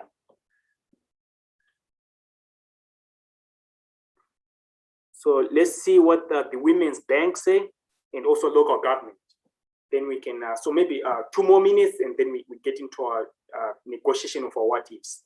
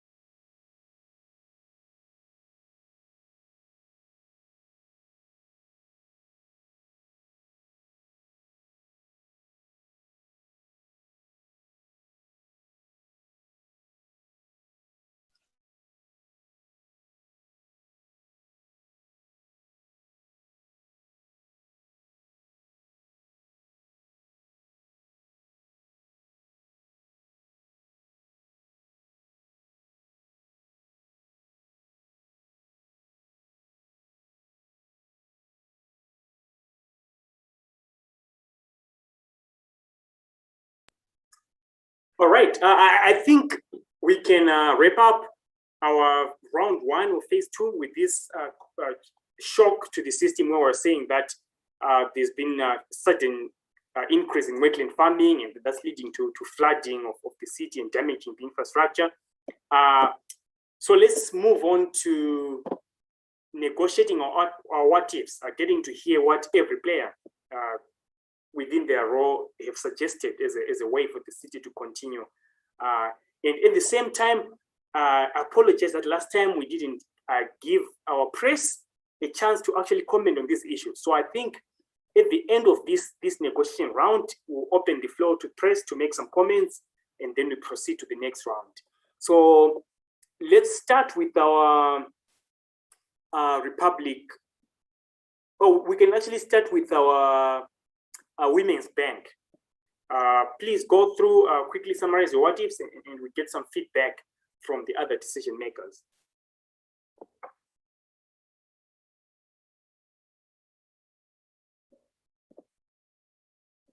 Director of Women's Bank, please go ahead. Yes. So as my what ifs, I had suggested the following. Together with the Harare City Mayor, as part of our corporate social responsibility, we will support flood warnings and safety nets for affected families and vendors. And then with the Ministry of Local Government, we could mark out the safe areas and recommend that vendors and farmers operate in those areas, and we support them with the loan facility that we are running. And obviously those who continue to work in the areas that are unsafe won't receive any support. And then together with telecoms and mobile money. The bank will extend the tenure on loans for affected vendors and renew their terms. So I think that is what I have for now. Thanks a lot, Director of the Women's Bank, for your contributions. And I think let's open the floor to hear what our Republic Police, what would be their comments. And after they've made their comment, we can also hear their what if, and then we try to keep it a back and forth conversation leading to also the local government. Thank you. As the Republic Police, I think, yes, it is imperative that we also, with the city mayor and Women's Bank and the money agents, work together to sensitize communities on the importance of the wetlands and why people should avoid farming there or building there. So I think the first part on the sensitization and knowledge building of our communities is actually key. The second part is as tied to that. Then our what if is what if the local authority and the city mayor work together to designate these wetlands as protected areas. This can be done through a certain policy or a certain law, which as the police, we can also come in and assist in terms of enforcing and ensuring that the communities adhere to that. So I think that's it for me for now. Thank you, Police Chief, for the contribution. And I would want to say, this is actually a very good point to say, since in the first round, in the first phase, the comment came from the mayor that the people who actually enforce are the municipality police, and then ZRP is invited by the municipality to enforce in Harare. So if now the police chief is saying, what if city council actually designate wetlands area as protected lands? I'm wondering if that would then capacitate the Republic Police to have the authority to come and enforce protection of these protected lands, since hopefully to be now an issue at national scale. So keen to hear what would be the comment from the city mayor regarding this idea of making these lands protected. Then ZRP can come in and make sure that no one is farming on them. Right. Thank you, Gift. I think what should happen here is the Environmental Management Authority, EMA, is the one that designates areas as wetlands. So we will need to rope in other arms of government like EMA to come on board. But we have scenarios here. I think I'll put the worst case scenario of wetland farming. I'll put two worst case scenarios. What if the use of fertilizers contaminates water sources for domestic use? That's one. And the second one is, what if the heavy downpours become the norm for the unforeseeable future because of climate change? So we have a problem of food sustenance for urbanites. How will people survive in terms of food provision? So why can't we look at solutions on how best we can utilize because if you look at Harare, for example, the whole of Harare is a wetland, only that it hasn't been raining that much. But how then do we manage the situation in Harare? Say the heavy rains are there for the next 10, 15 years. We are experiencing heavy rains, and everything and every available piece of land resembles a wetland. How do people survive in terms of food provision? The people who have been farming maize, tomatoes, vegetables, how do they survive? So I think we need to look at those issues now and begin to address them holistically and say, these could be the problems that we are going to face for the foreseeable future. Thank you. Thank you, Harare City Mayor, for the contributions. I like the fact that you made a linkage, or you took a step back away from the issue of wetlands and saying what could be the cause of people farming on wetlands. And you said the issue could be food sustenance in the city, that people are hungry, so they're now going to these wetlands. And maybe now the question is, what needs to be done so that people are not as hungry and then they're not compelled to go into wetlands? And I think this is directly linked to what our police chief said about trying to see if they can partner, or actually it was the Women's Bank, to see if the Women's Bank can do some programs where they drive people away from wetland farming and towards more manufacturing and value addition, so that they have more income to sustain their household food needs. I want to quickly see if we can get a comment from the National Water Authority regarding what you said, City Mayor, about the whole of Harare actually sitting on a wetland and the need for EMA, one of these environmental management bodies of the government. And I would say, want to believe EMA probably works in close collaboration with the National Water Authority to try understand how water usage within Harare, and maybe what does Zinwa have to say in comments regarding the fact that maybe we are sitting on a wetland as the whole city, and what could be done, what alternative exists out there for us as Harare to explore ways of addressing the fact that the city might actually be built on a wetland, and as more rain happens due to climate change, we might be facing more and more flooding. So over to you, Zinwa, for your comments, and also get to hear your what ifs. Thanks, Gift. I think we have a very unique situation as Harare sitting on top of the watershed, right? Then we also want to recycle the same water which is flowing through the streets, through the urban agriculture farms, and it really then increases the cost of purifying that particular body of water. Because if you compare Harare, what happens in Blawa and what happens in Tare is totally different. Harare's water is completely polluted and you require more in terms of purifying that water. Having said that, I think we have a situation where we're already sitting on top of the wetland, but what we then need to do is then to manage those spaces which were left already, right? But we have seen that besides urban agriculture, there's been lots of developments in the wetlands, like construction of houses and many other infrastructures. And particularly that increases impermeable surfaces, and it increases the rate of floods. When it comes to the issue to do with agriculture, I think we need to look at two things. First of all, we already have the Environmental Management Act, Chapter 20. Recording stopped. Of 2002, right? It's very clear in terms of wetlands, and EMA has been working. Recording in progress. To really avoid that, because whatever development they are supposed to do, they're supposed to be an EIA, right? But with regards to urban agriculture, we need to look at two things. First of all, I think that a lot of people are already struggling in Harare, and that provides them an immediate solution for household food security, right? So to address that urban agriculture issue, we need an urban agriculture policy, right, to address it from that particular angle.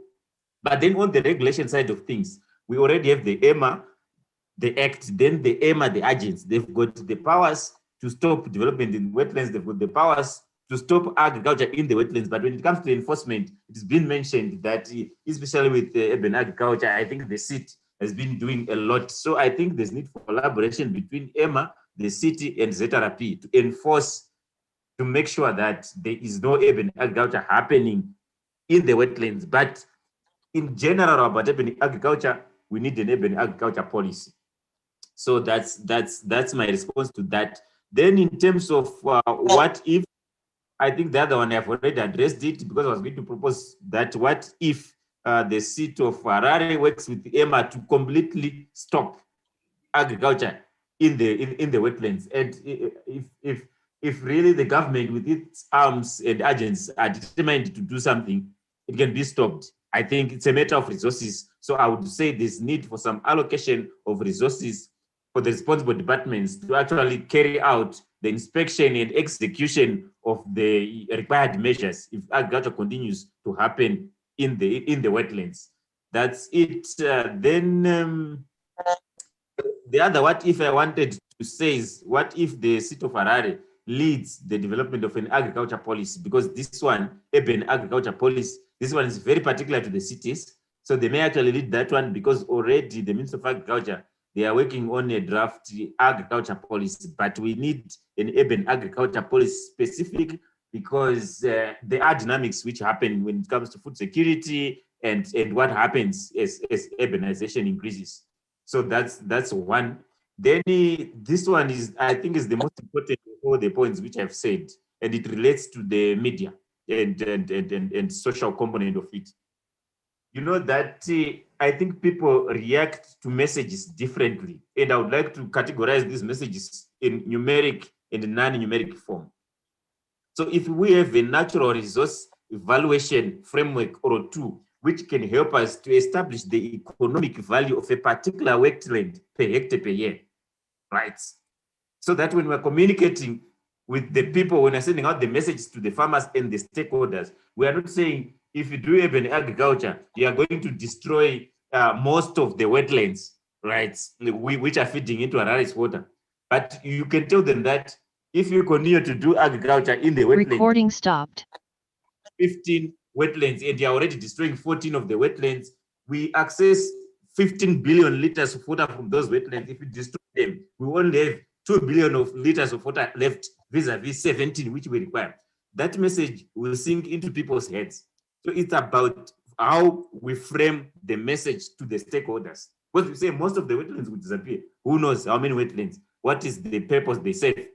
So if we can establish how much a single wetland feeds into the total quantity of water which is supplied in Harare, that will sink into people's heads. So this is my message. Thank you. Thanks a lot, Zimbabwe National Water Authority.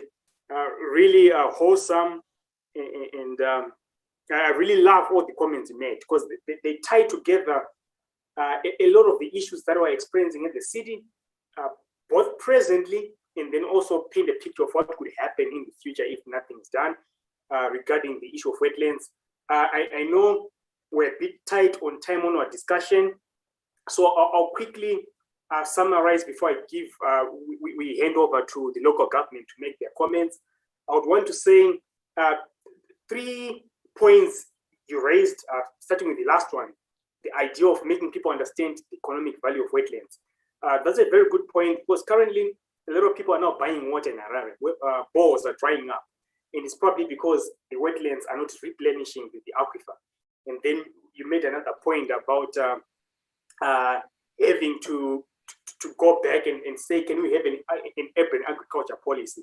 And that on its own is probably something that can be pursued as an alternative option to say, can this be pursued in Harare, and see what would be the outcome. The last point you made about not only Recording in progress, but also use of wetlands for construction, building houses, how Harare city is zoned and how people are building houses on wetlands.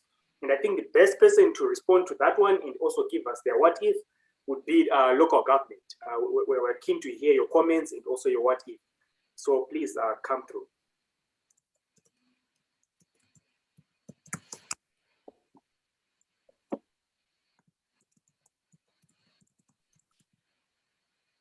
If you're speaking, Minister of Local Government, we can't hear you.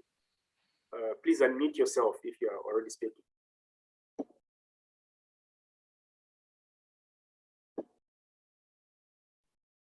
Okay. Minister of Local Government seems to be having a tech issue. They're muted though presently. So whilst we wait for Minister of Local Government to unmute themselves, can our wonderful press give us or read out to us some of the observations they're making within the city in this issue of wetland farming and flooding? So basically, since the press is a combination of different voices, the press is a little bit divided because some press sort of positions those who illegally farm on wetlands as the cornerstone of the program. Sorry, press. Sorry to cut you. Can we all please mute ourselves so that we don't get interference. Okay, thank you. You can continue. Thanks. So yes, basically some press positions, those farmers who farm on the wetlands illegally, it takes the approach, them being at the cornerstone of the problem and just basically advocating for prohibition or banning the these activities. Apologies, Camilla, we cannot hear you. Unfortunately, we cannot hear you. Can you hear me now?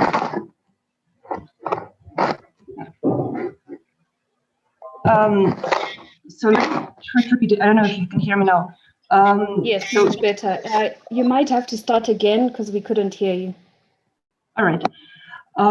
So basically, some of the press perceives those farmers who illegally farm in wetlands as cornerstone of the problem, basically taking the approach that as long as there are some prohibition or banning of these kind of activities, this will help to preserve the wetlands and solve the issue. But then other press also looks at the issue rather from the perspective of what would be then the alternatives for those who farm on wetlands and what could be done from the city stakeholders to sort of create these additional incentives for these people not to farm on the wetlands. So this way the wetlands are preserved. And basically throughout the negotiations, the press welcomed the ideas of world-scale collaboration that was suggested by the mayor, so that the private sector, such as banks, are involved in terms of giving out loans and so on to support other kind of diversification of activities, and also welcomed the idea of world-scale sensitization, where basically the communities are more sensitized of what are basically the worst case scenario when wetlands continue to be exploited in this way and so forth, so that there's clear understanding of the consequences, and also welcome the idea of EMA in terms of emphasizing what is the economic value of wetlands if they're left untouched. So yeah, these are basically press voices in the current conversation. Thank you, Press, for the summary. We're having a bit of a challenge hearing you, but I would want to highlight that if players check to the top right, you'll be able to see a written summary of what our press is recording. I would like us to proceed to phase 2, round 2. But now that we've gotten the hang of the simulation, how we're getting these shocks thrown at us, presented to us, and then we have to respond within our roles and see what other alternative options are for the city to proceed. I would want us to pick up the pace a bit. So now instead of 5 minutes, the upcoming shocks, let's make it about 3 minutes.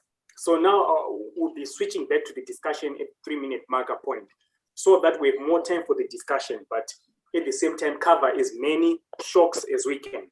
So keep that in mind as you respond. Just 3 minutes, and then we'll move on to the discussion. We'll place the second one now and spend a few seconds explaining what the shock is, and then you can respond with your what ifs. So the second one is an AU recovery package. And what has happened is that the African Union has realized that Harare is going through all these challenges, and they've offered the city an infrastructure recovery package.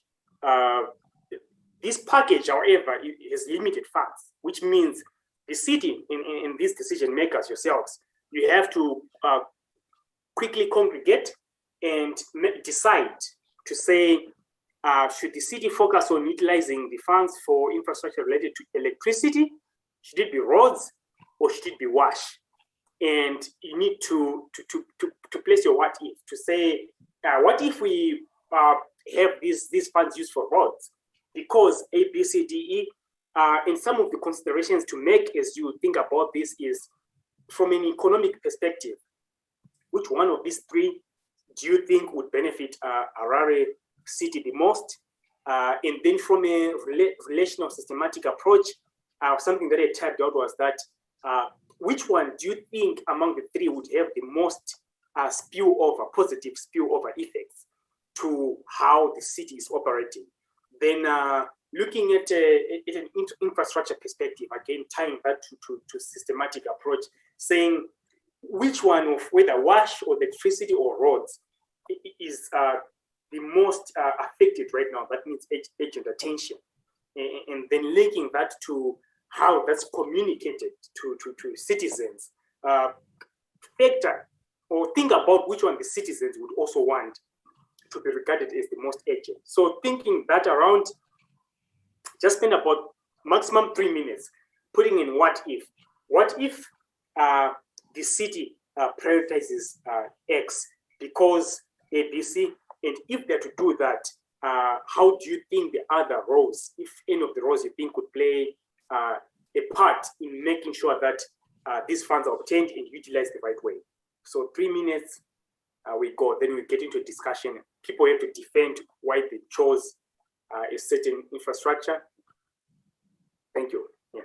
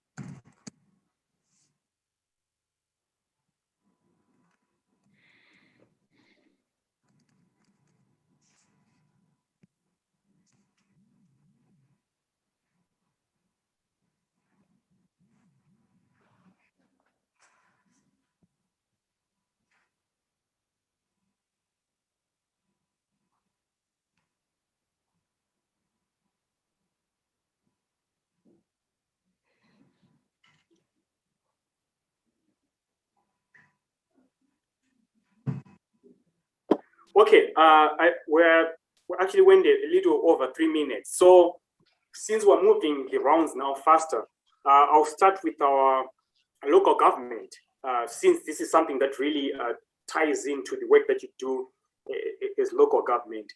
Can you comment which one of these three you think the city should focus on to utilize the funds, and defend yourselves from a perspective of relational to say, does it have the most significant impact? Also maybe looking at social to say which ones would the citizens want the most, and from an infrastructure economical point, say which one would have the most economic sense to the city.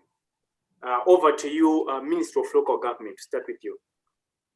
Okay, thank you very much, facilitator.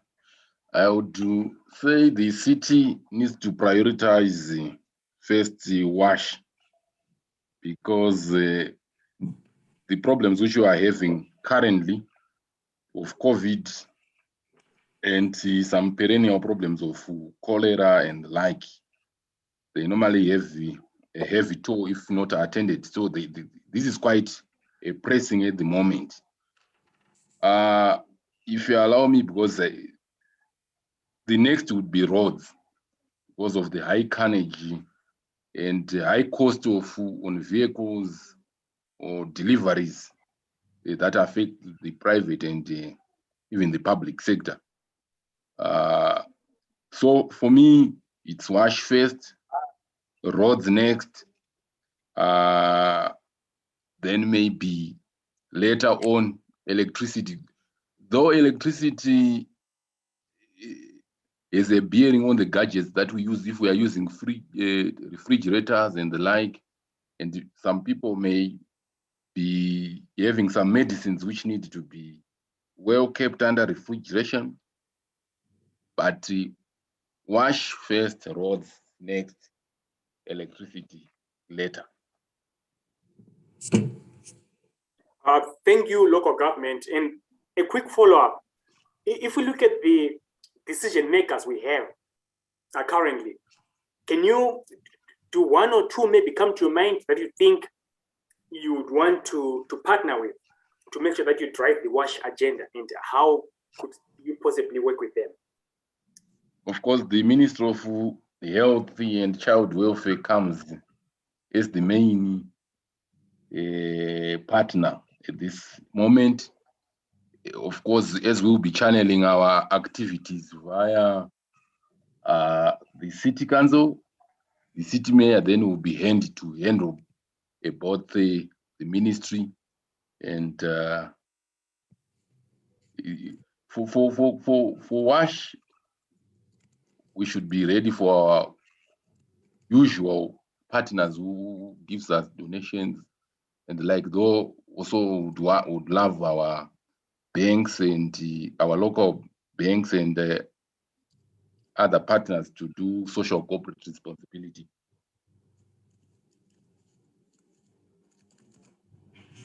Okay, thank you, our local government, for your contribution. I think at this point, let's hear what the police would have to say, because this might seem as something that's completely distant from the police, that they don't have anything to do with infrastructure.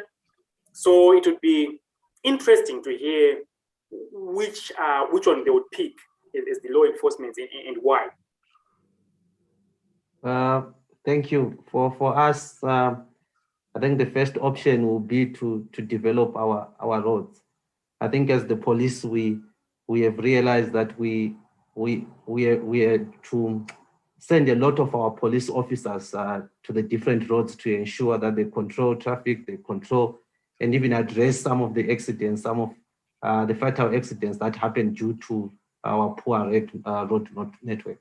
We also think that working with the city fathers and also working with the local government, improving the roads will actually be an enabling and enhancing experience in terms of ensuring our various service deliveries and goods reach the communities in a quick and expedite process.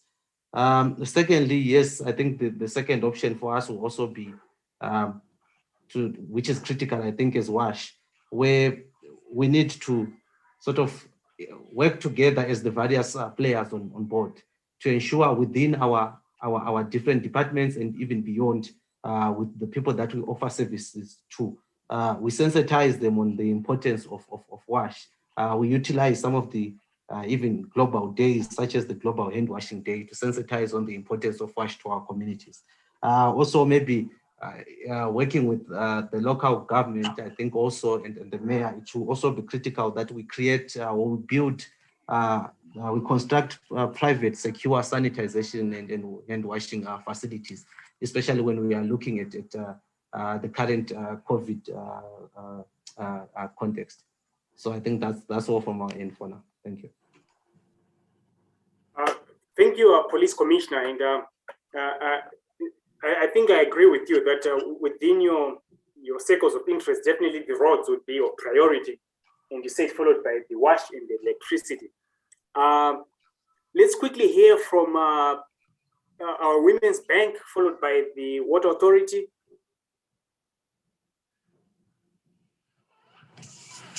Okay, thank you.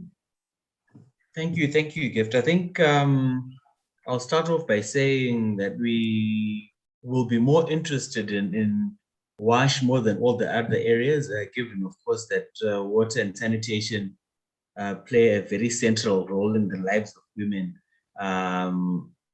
more people, if I can say that. And then the second thing is that we'd be interested in making sure that women in business are included in the contracting, the tendering, and so forth, no matter which other routes are taken. And as a bank, would be happy to support that in any way we can. Thank you. Thank you. And I want to quickly say that we had put Milton to substitute for Ethel, but it looks like Ethel is back. Apologies. Next round, we'll correct that. Apologies, Ethel. But we'll correct the next round. And thanks a lot, Milton. Let's hear from the National Water Authority.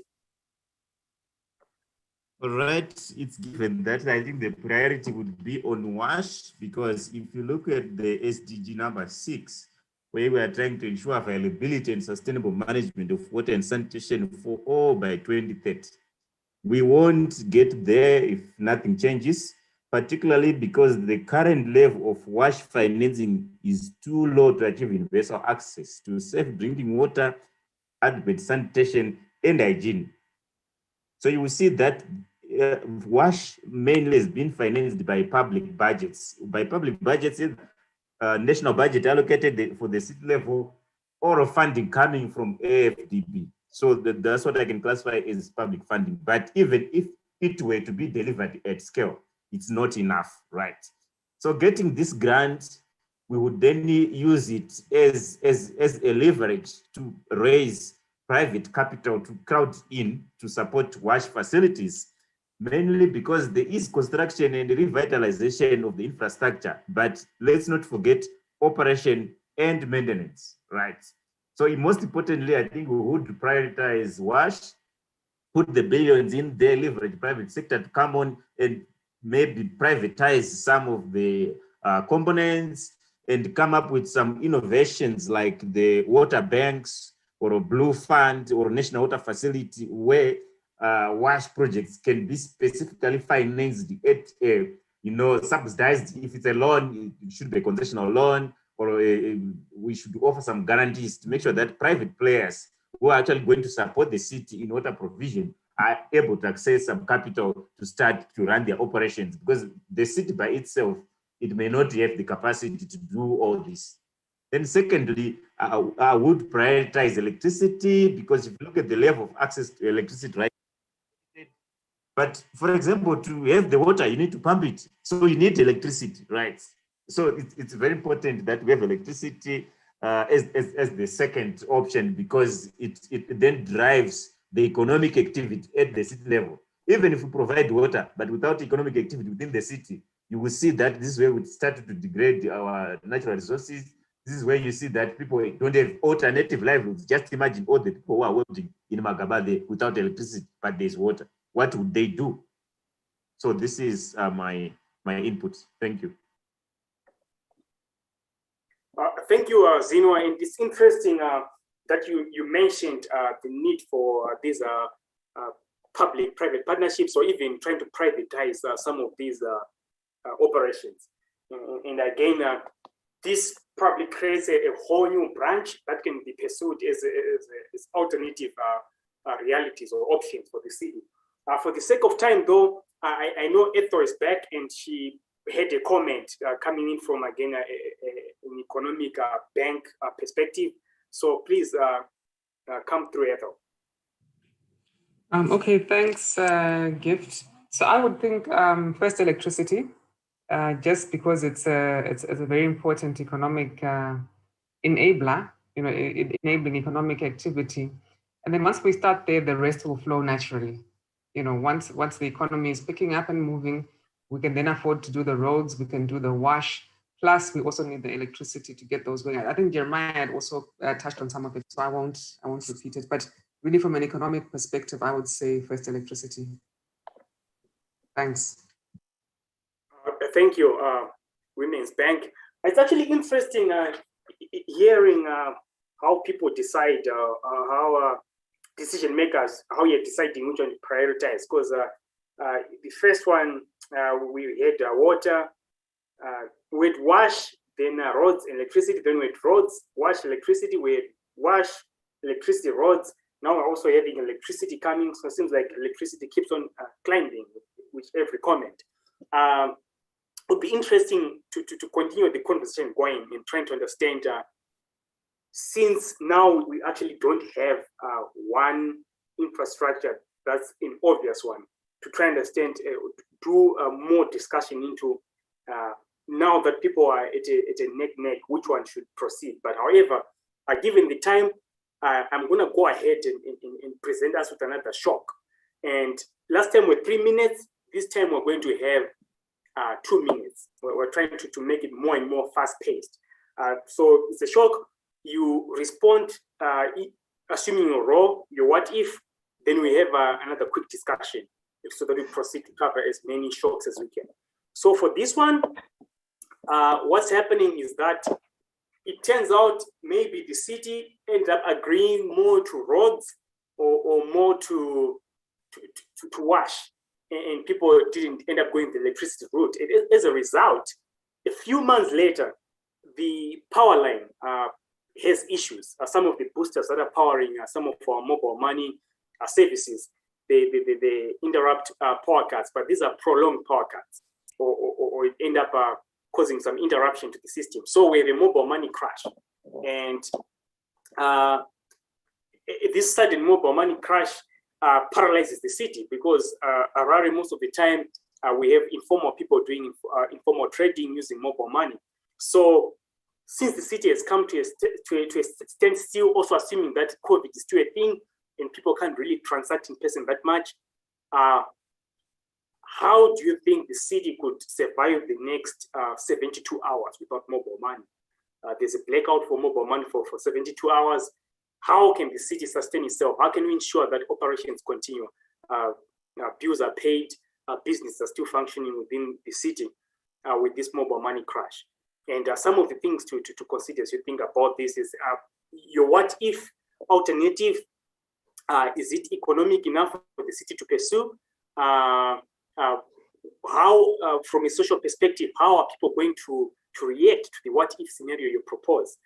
From an infrastructure perspective, are you proposing something that requires completely new infrastructure, or something that could deal with some of the existing infrastructure in the city? And then looking at all this, try to propose a what if.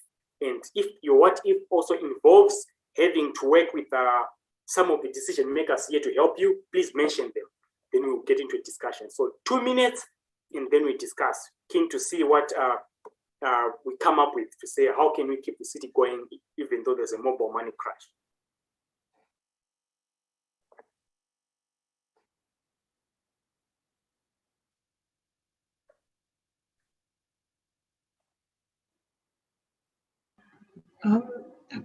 Sorry.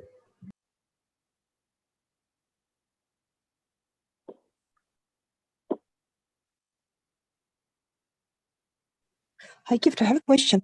My whole page stopped loading. If I don't log out or close it, but sort of like press the reload button, will I stay in?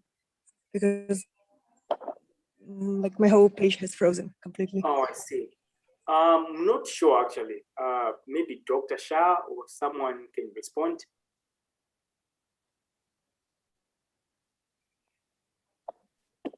My fear is that if you okay. refresh... All right, I'll then just...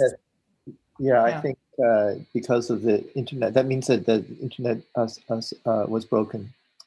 So at this point, you're going to have to use the Zoom to look at what is this Shanizo is showing us.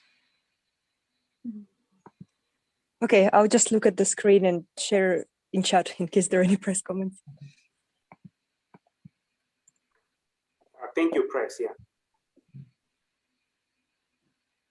Okay, 30 more seconds to go, then we get to discussing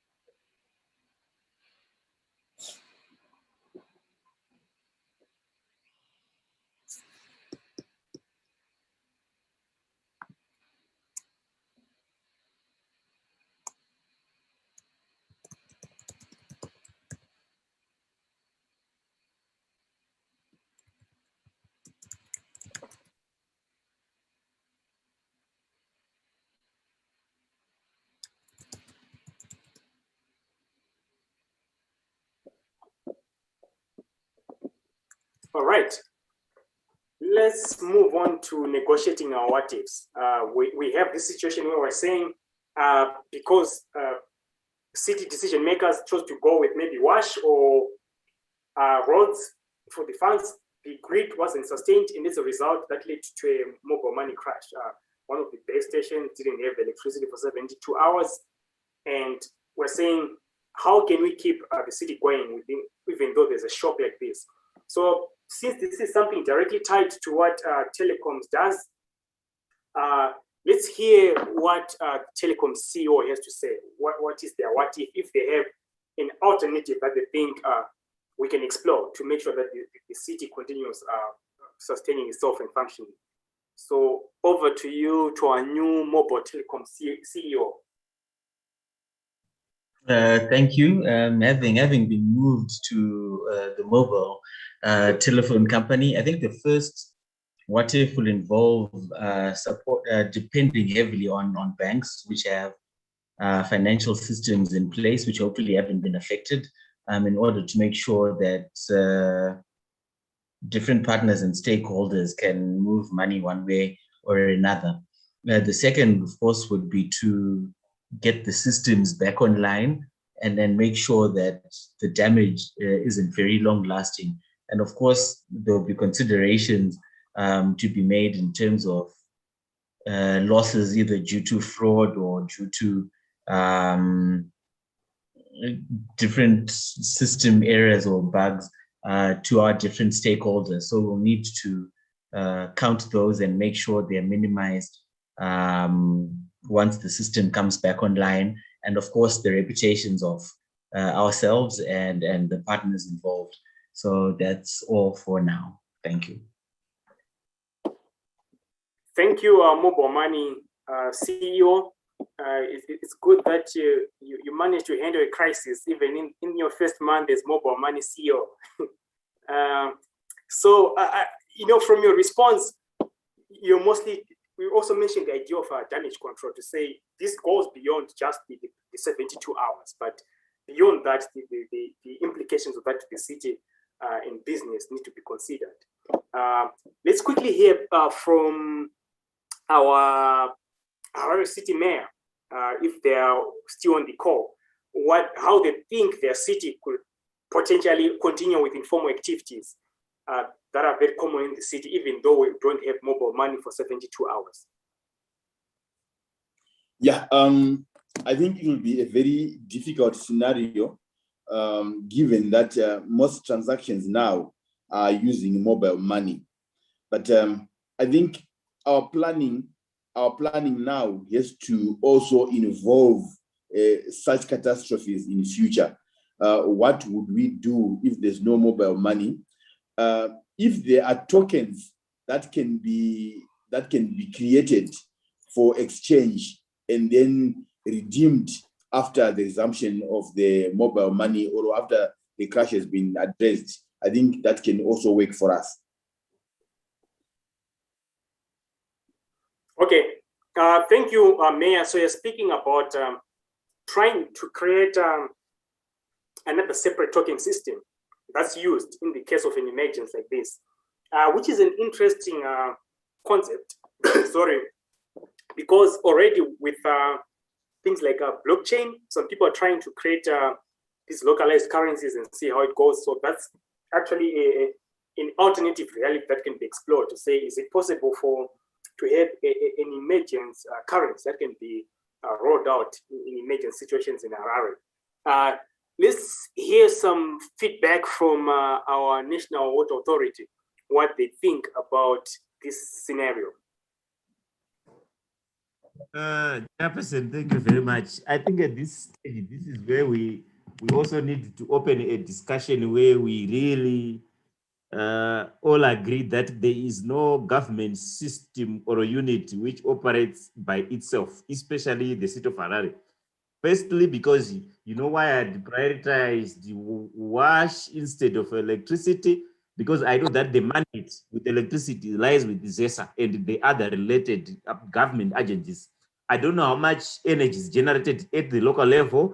In Harare, they could have some small power stations where they generate the energy, but this one would be an external challenge where Minister of Energy, ZESA, ZTTDC, have really the responsibility of making sure that there is power. So the reason why I prioritized WASH is because it's something which is local to Harare, which the city can address at the local level. That's point number one. Then point number two, going to this current challenge, you realize the same, that by itself, the city of Harare may not be able to really address this challenge completely. Because when you talk about the currents, now we need the RBZ to come into play. These tokens cannot be developed at the local level and approved at the local level. This needs to be a national system, I think. For example, if we were to say, okay, RBZ increase the availability of bond in cash, right? That would be one of the best approach, but it cannot be done by RBZ alone. It has to involve Minister of Finance, but City of Harare itself may not be in a position to say we need to do A, B, C, D because we have this. They could propose, and there's need for other sectors and maybe other cities to support that. I just wanted to make that clear, maybe before I then propose what I think would be the solution. So what I envision as a solution to this would not really be a responsibility of the city of Harare, though they are part of the game. So now we have very interesting technologies, right? Utility scale lithium batteries, which the mobile money providers need to have at their boosters. They need to have those things in case the national grid is down. They need to continue to be able to be running their systems. Then at the city level is an opportunity also to do off-grid power systems just in case there is no power, so that they can also continue to run other services, for example, parking and other systems, which they may need to actually then use. So it's just my thinking. So maybe perhaps I don't have a very clear solution, but I just wanted to bring this to light to say, there's a very complicated, multi-stakeholder solution which needs to be put in place to really address this current challenge. Thank you. Thank you, Zinwa, for coming through. And I think the fact that you're coming from an industry where infrastructure is of importance came out from some of the suggestions you gave. Things like the district development fund having to come through, and also trying to leverage new technologies like backup power systems to make sure that something like this doesn't happen. And of course, saying these comments, we are starting to get into the area of the Ministry of Local Government. So let's quickly hand over to them and hear some of their comments. Maybe they might have something also to say from an infrastructure perspective. So over to you, local government. Thank you very much. I think given the level of crisis which you have described, I was trying to decipher whether it was a market failure or a state failure. But what I can see here is that the local government ministry doesn't work on its own. It has to also quickly dialogue with the other ministries, particularly the Minister of Finance in this case, the Minister of Energy or the Minister of ICTs, to find out how it can sort things at that level. And I think someone also has highlighted that this is not specifically just happening in Harare. It's probably a nationwide problem. So at cabinet level, action has to be done at that level because of the scale of the crisis. So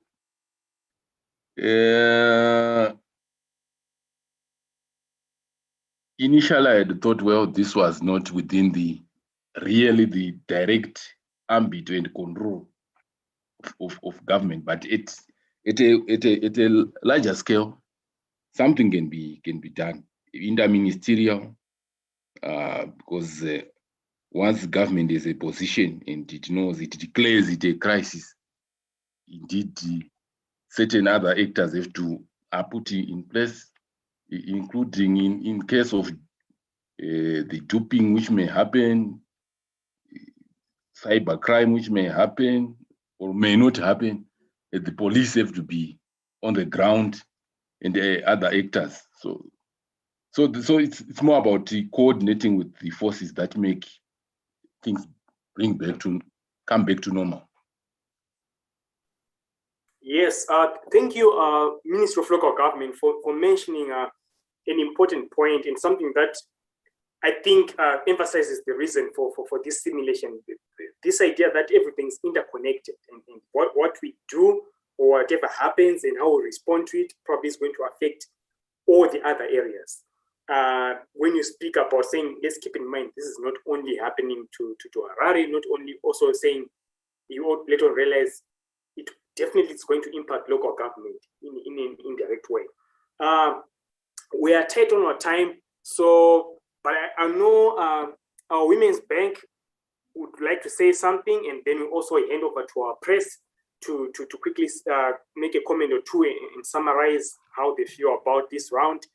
Then we'll move on to another very fast round of 1 minute to come up with the what if. So over to you, our Women's Bank, for your comments. Okay, thank you. Online transfers could be, or people could be encouraged to use more online transfers, obviously engaging the banks around this as well.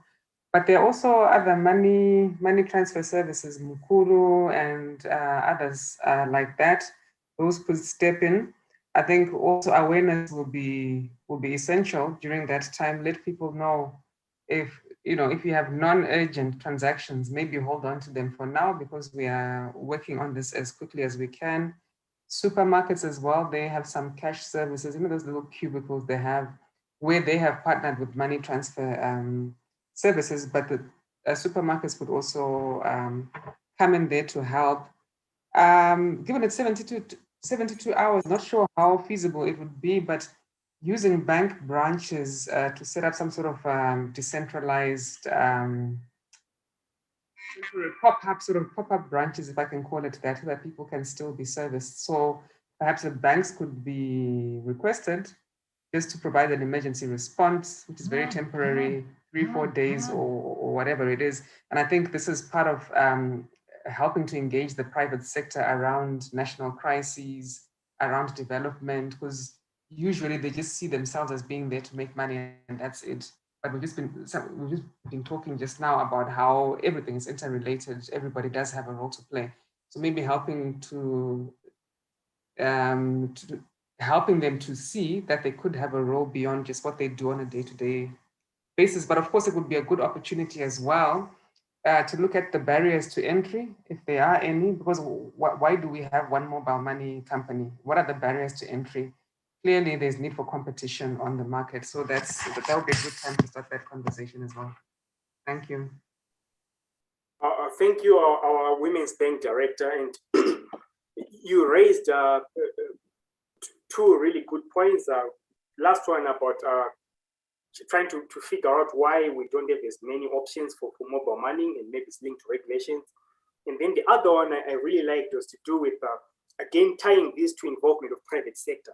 And this has been a revolving theme in all the shocks that we've had, if you remember. At any given shock, a player was mentioning the need for private sector.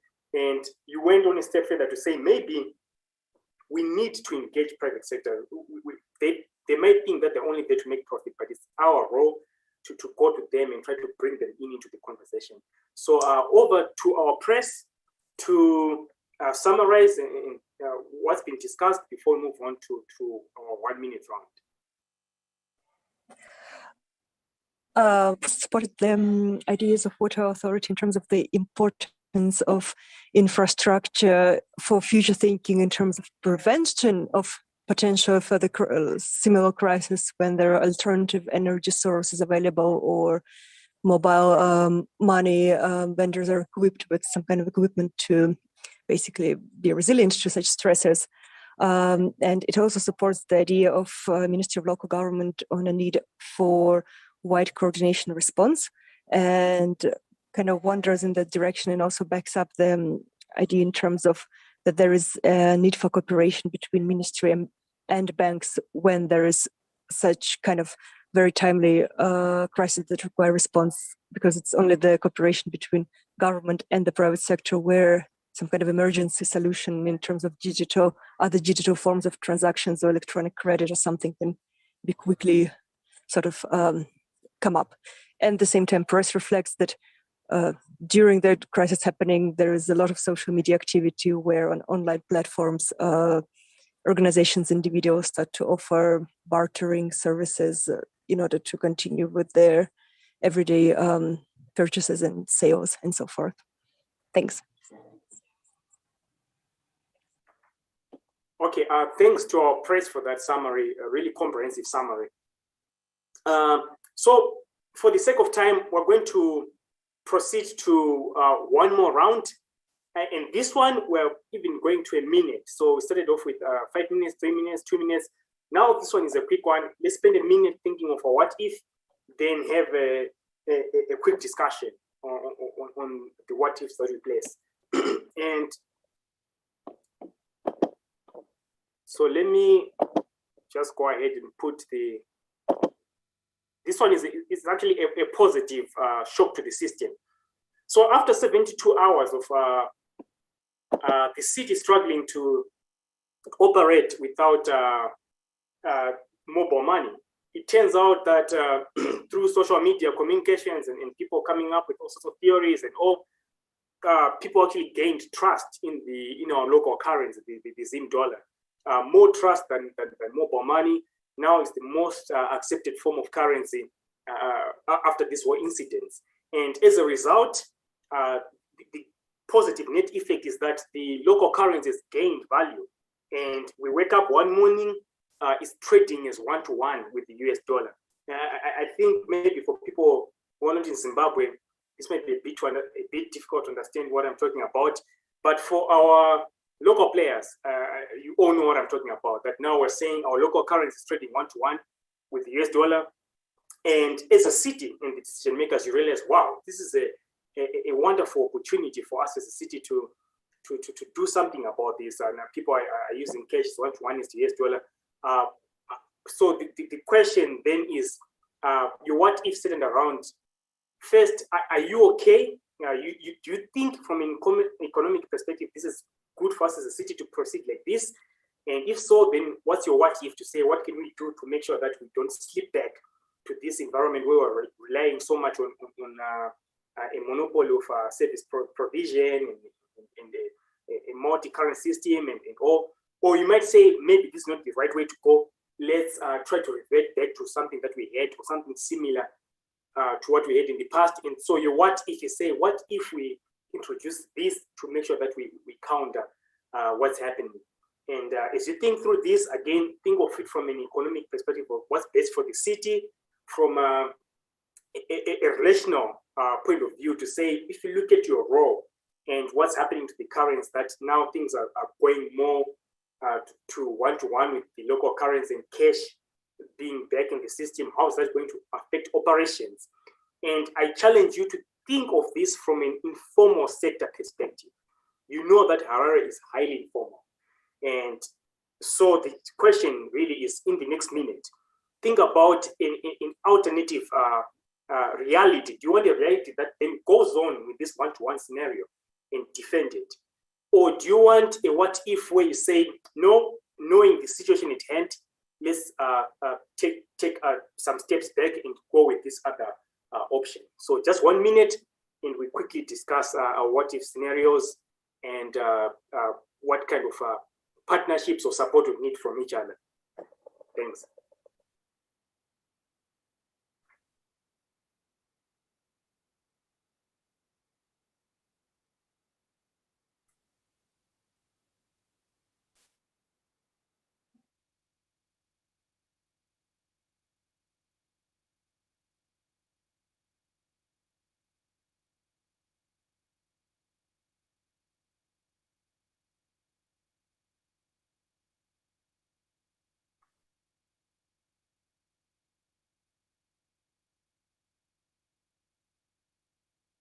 Thirty more seconds.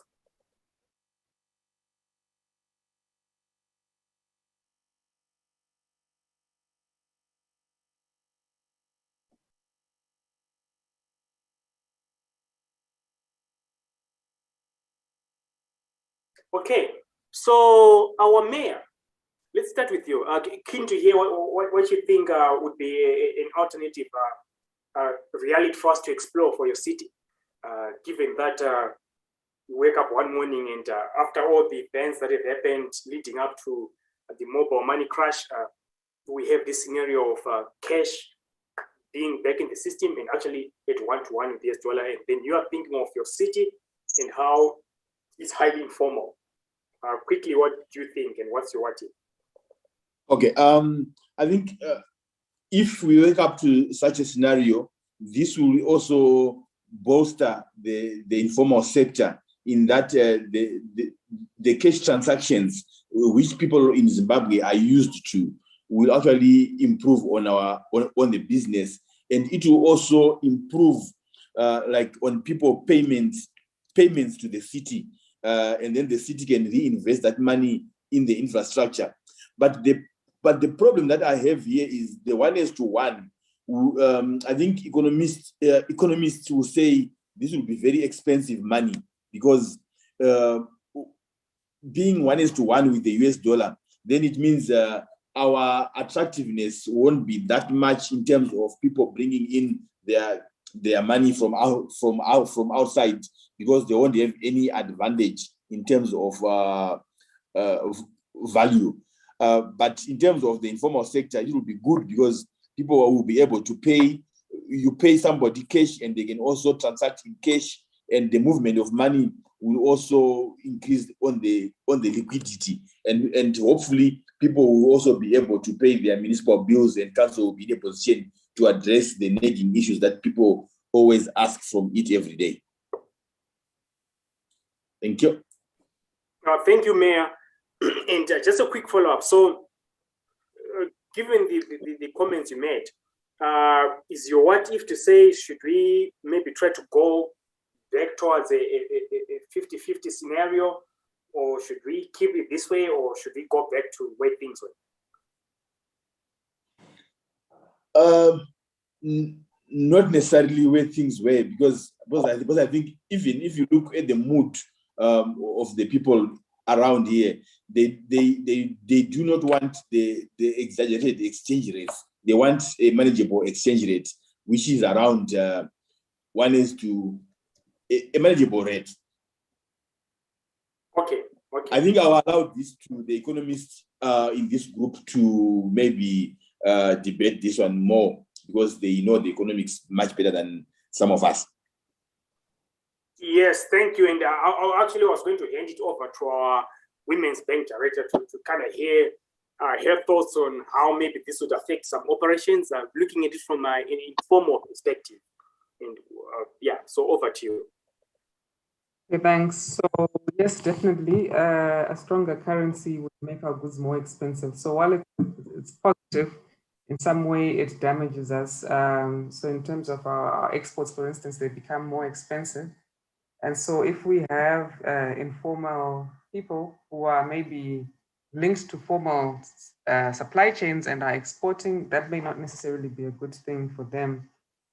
But the strengthening of the currency also means that it brings stabilization of prices. So it means that inflation slows down, and we could also then take the opportunity to maybe cut our interest rates temporarily, maybe longer term, depending on the situation, but then also take the opportunity to now encourage a savings culture within the informal sector. So first of all, banking, but also savings. Of course, these will then have also positive benefits for the economy. So maybe an awareness campaign about savings and just banking generally, and engaging with financial products. We could do that with targeting the informal sector. The stuff I had is beyond the city level, but I mean, with that also comes issues of our country perception. I think it improves that slightly. We all know that the Zimbabwe's country perception is not that great. Our reputation is not that great, but it's little things like this that make a difference in certain places. And so that as a country, we could maybe leverage that and start to send positive messages about ourselves out there into the world. But yes, yeah, that's it. Thanks. you, Women's Bank Director, for the contributions and also trying to frame this beyond the city and trying to look at the pros and cons of having a scenario like this for informality in Harare, if I should say. And we'll quickly try to get some feedback from our ZRP, the police, if they have any comments regarding waking up to a scenario like this, and which direction an alternative reality they think would be best suited for our city. Thank you. I think as the last speaker, as the previous speaker, I think such a scenario will actually be key to boost the citizens' trust in terms of the economy and also the leadership. Maybe that can also correlate to a reduction in terms of crimes and everything within the city. However, our feeling is that I think if I understood the scenario, you were highlighting that the Zim dollar will be at par with the US dollar. And this will lead sort of to people not trusting the mobile money services, if that's, yeah, I think that's if that's the correct understanding that I got. So I think for me, it will actually be key again to go back to the communities and sensitize them, because I think there will be a gold rush or a rush towards ensuring that everyone benefits from this new change or from this new turn, which if not controlled well, if it's not secure and the process is not smooth, I think we also risk certain fatalities across the various sectors that we need. So I think such a transition should not be an abrupt transition, but I think it should be a transition that we, as the different stakeholders on board, we look at it and see how we address it, and we ensure the transition is also taking into cognizance the informal sector that is driving our economy. Thank you. Thank you, our police chief, and I'm really glad to see you linking this to general population, and also even the issue of gains, making sure that we don't lose some of the gains we're making by just trying to rush towards something. I wish we could get more into discussion around these issues, but for the sake of time, let's quickly hear our what if scenario and comments from our Minister of Local Government.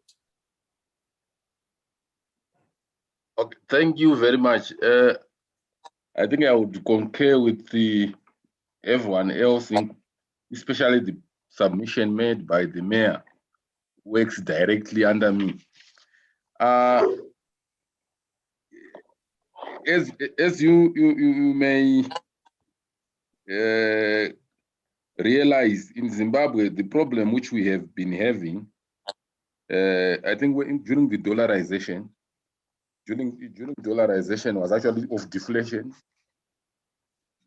and being a net importer of certain goods and the services, we may find ourselves actually, I think, in more trouble than what we thought. What we need is money which is correctly packaged. I remember during maybe in the 2000s, or before that in the 90s, the issue was about devaluing the dollar so that transactions can happen even internationally. So I think it brings us back to that idea of connectedness. We are not only a local economy, but we are connected broader with other economies. And I would concur with the economist who told us that what it means is our goods will be in most cases more expensive than, and less affordable, especially for the informal sector. So that shock in its own, though it looks positive, there is stabilization of, and there is no inflation, it poses new challenges, which of course will make us as well, together with other ministries, rethink how to address or to redress that. So I think it boils to, we are connected, and we are connected locally, we are connected with other players outside.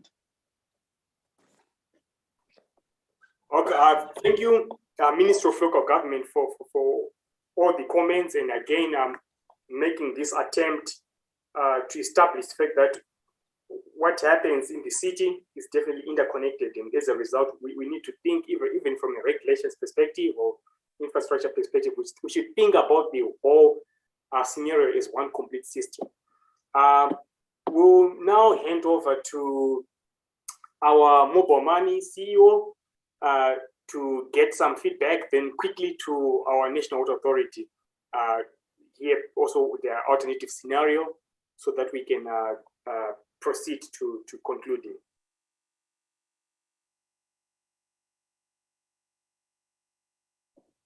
So over to you, our mobile money CEO. Okay, thank you. I think the news that there's more cash trading going on is bad news for us. So we're thinking, what if we develop new products and services for mobile money and telephone, chat platforms, apps, and so forth. We're also thinking, what if we expand the coverage of our services? There's some areas where we aren't reaching, so we might need to expand coverage for them.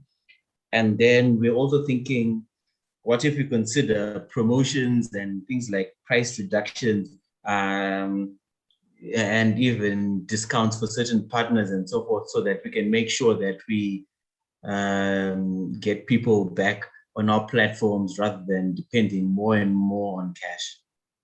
And that would also involve as well strengthening our infrastructure. So yeah, that's all. Thank you.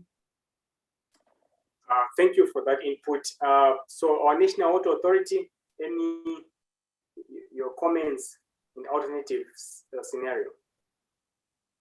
Not much, but just to acknowledge that, I think at the moment, a lot of ratepayers right now, they owe the city of Harare, and I think this could be an opportunity to put together some funds, which, if allowable, is needed to discuss with the Reserve Bank of Zimbabwe to increase the allocation of foreign currency, if available. This will really help, because lots of equipment, perhaps it's imported and you need foreign currency to really then support the required infrastructure and therefore also operation and maintenance, right? So from a layman's perspective, there could be some window where the city of Harare could actually utilize that opportunity to do one or two. But I also see an opportunity to utilize that gap to develop maybe smart water metering facilities, so as to increase revenue, but also making sure that people pay what they actually use for what they actually use, but also to enhance water efficiency and saving of water. Then also maybe coming up with different tariffs for the use, for example, of water between low density and high density, right? So that the city can actually utilize that opportunity at least to increase some revenue and also give value in terms of, especially for the low density, for the high density, where already these are already vulnerable communities. So at least they can benefit from that arrangement. These are just my thoughts, but I'm not an economist. I don't really understand the impact. Thank you. Thank you so much to our Water Authority for the final remarks. Much appreciated. And I know you said I'm not an economist, but then this is the reason why we are all here as a group, so that we get a different perspective. So that's good that we're hearing your perspective. We also get to hear some thoughts from local government, the Women's Bank, the police. And really, if you look at the conversation that we've had this whole afternoon, you see that we started off with this scenario of saying, should we have our vendors going back to the streets in this lockdown scenario, going back to the streets, and if they go back, what precautions need to be done? And we went on to explore an alternative scenario where we're saying, what are the other realities out there that could come up to say, instead of them going back to the streets, what could they be doing? And then we moved on to look at these shocks in the system that we analyzed, looking at the wetland farming, and then going on to tackle the idea of having to choose, because we might be having as a city a lot of challenges, and we need to choose maybe one or two to prioritize, and then having to face the implications of choosing one to address one challenge over another with this mobile money crash, and then ending with the idea that, okay, what if we have something that would pop out to most people's minds as a positive, great thing to jump on. But however, from the discussion, we're seeing that we need to take a step back as decision makers as a city and see even what's regarded as a great positive could have certain limitations. So in a nutshell, I would say there are certain key conversations that were discussed today, or certain key points that came out. And throughout this, our press was taking notes in publishing what's happening. At the same time, in the background, we're also taking notes in trying to follow the conversation. So definitely, we are going to have a summary that we're going to share with all the players of what was discussed today. And from that summary, even try to pursue and see if there can be one or two areas of experimentation within Harare. That said, I would like to thank all the players that were part of this simulation today. I know that starting off, it was a rough patch. The learning curve was quite steep, but I'm really grateful that you all stayed with us. And we're at a point where it's actually, I would say, it's bittersweet ending this, because people have mastered how to play the simulation, and we're having these awesome conversations. So thanks to everyone that played their roles. And like I said, we're going to follow through with a summary of what was discussed, and then definitely get some feedback also from you. I'll follow through to get some feedback on how maybe we could improve simulation for future iterations. That's it for now. I think I'll let Dr. Shah give some closing remarks before we close our simulation. Thank you.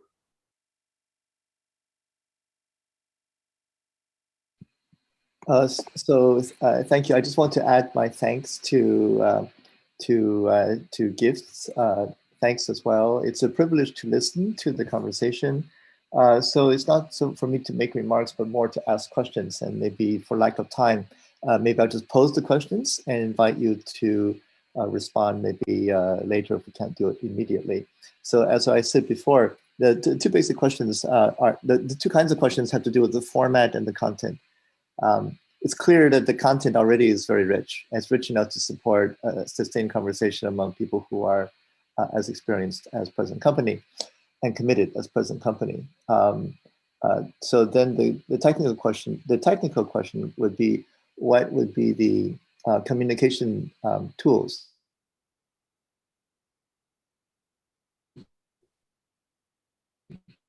Okay, so for example, one would be the kinds of note-taking. Right now, we can take notes manually by typing, but the platform is designed, in fact, to also record people's comments if the network is willing. Okay, so the question is, leaving aside the question of network, what would be is the set of tools for posting messages enough? Not enough? Too much? Basically that. The second question has to do with economy. I'll give you my editorial later, but the platform is also designed to make a kind of a loose economy, so people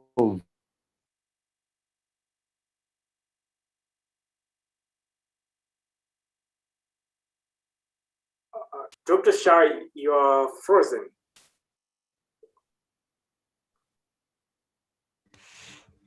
Gift, maybe I can. Dr. Shah? Hard to answer that question without actually trying that, okay? Now, my opinion is that it seems like there's enough already in terms of experience, information, and narrative to sustain a conversation about what the scenario should be, and what the big issues should be. And then it would be a different conversation to actually engage in some sort of informal economy. Like how much is it worth to support this or that? And what resources would it take? It doesn't take an economist to do that. It's more deciding what the economy should be for rather than deciding the economy and then serving the economy, right? So it seems like if we do the conversations in that order, this could be quite valuable. But we won't be able to test that with this version now. We'll have to save that for another day. Those are my two basic sets of questions. Thank you, Dr. Shah, for the questions and input. I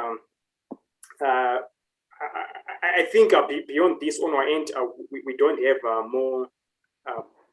much more to say. I know it's been a long afternoon, so I'll follow up with you sometime during this week to collect feedback on some of the issues that Dr. Shah mentioned. But once again, thanks a lot to all of you who played this simulation. Much appreciated, and we'll definitely be in touch. Have a nice evening, all those in Harare. Thanks, everyone. And Gift Shamiso, really, really exceptional job, you guys, in terms of facilitating this. It was a lot of fun to watch.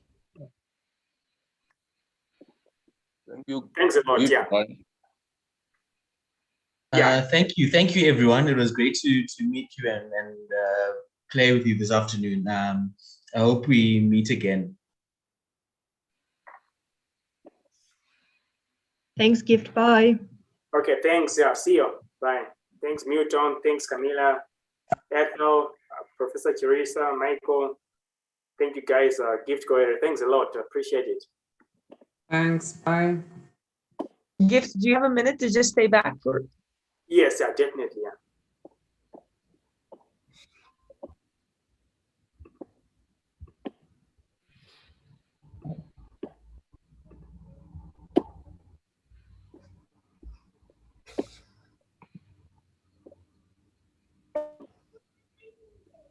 Gift, really, really good job. I can't like, you must have been stressed, but I gotta tell you, it did not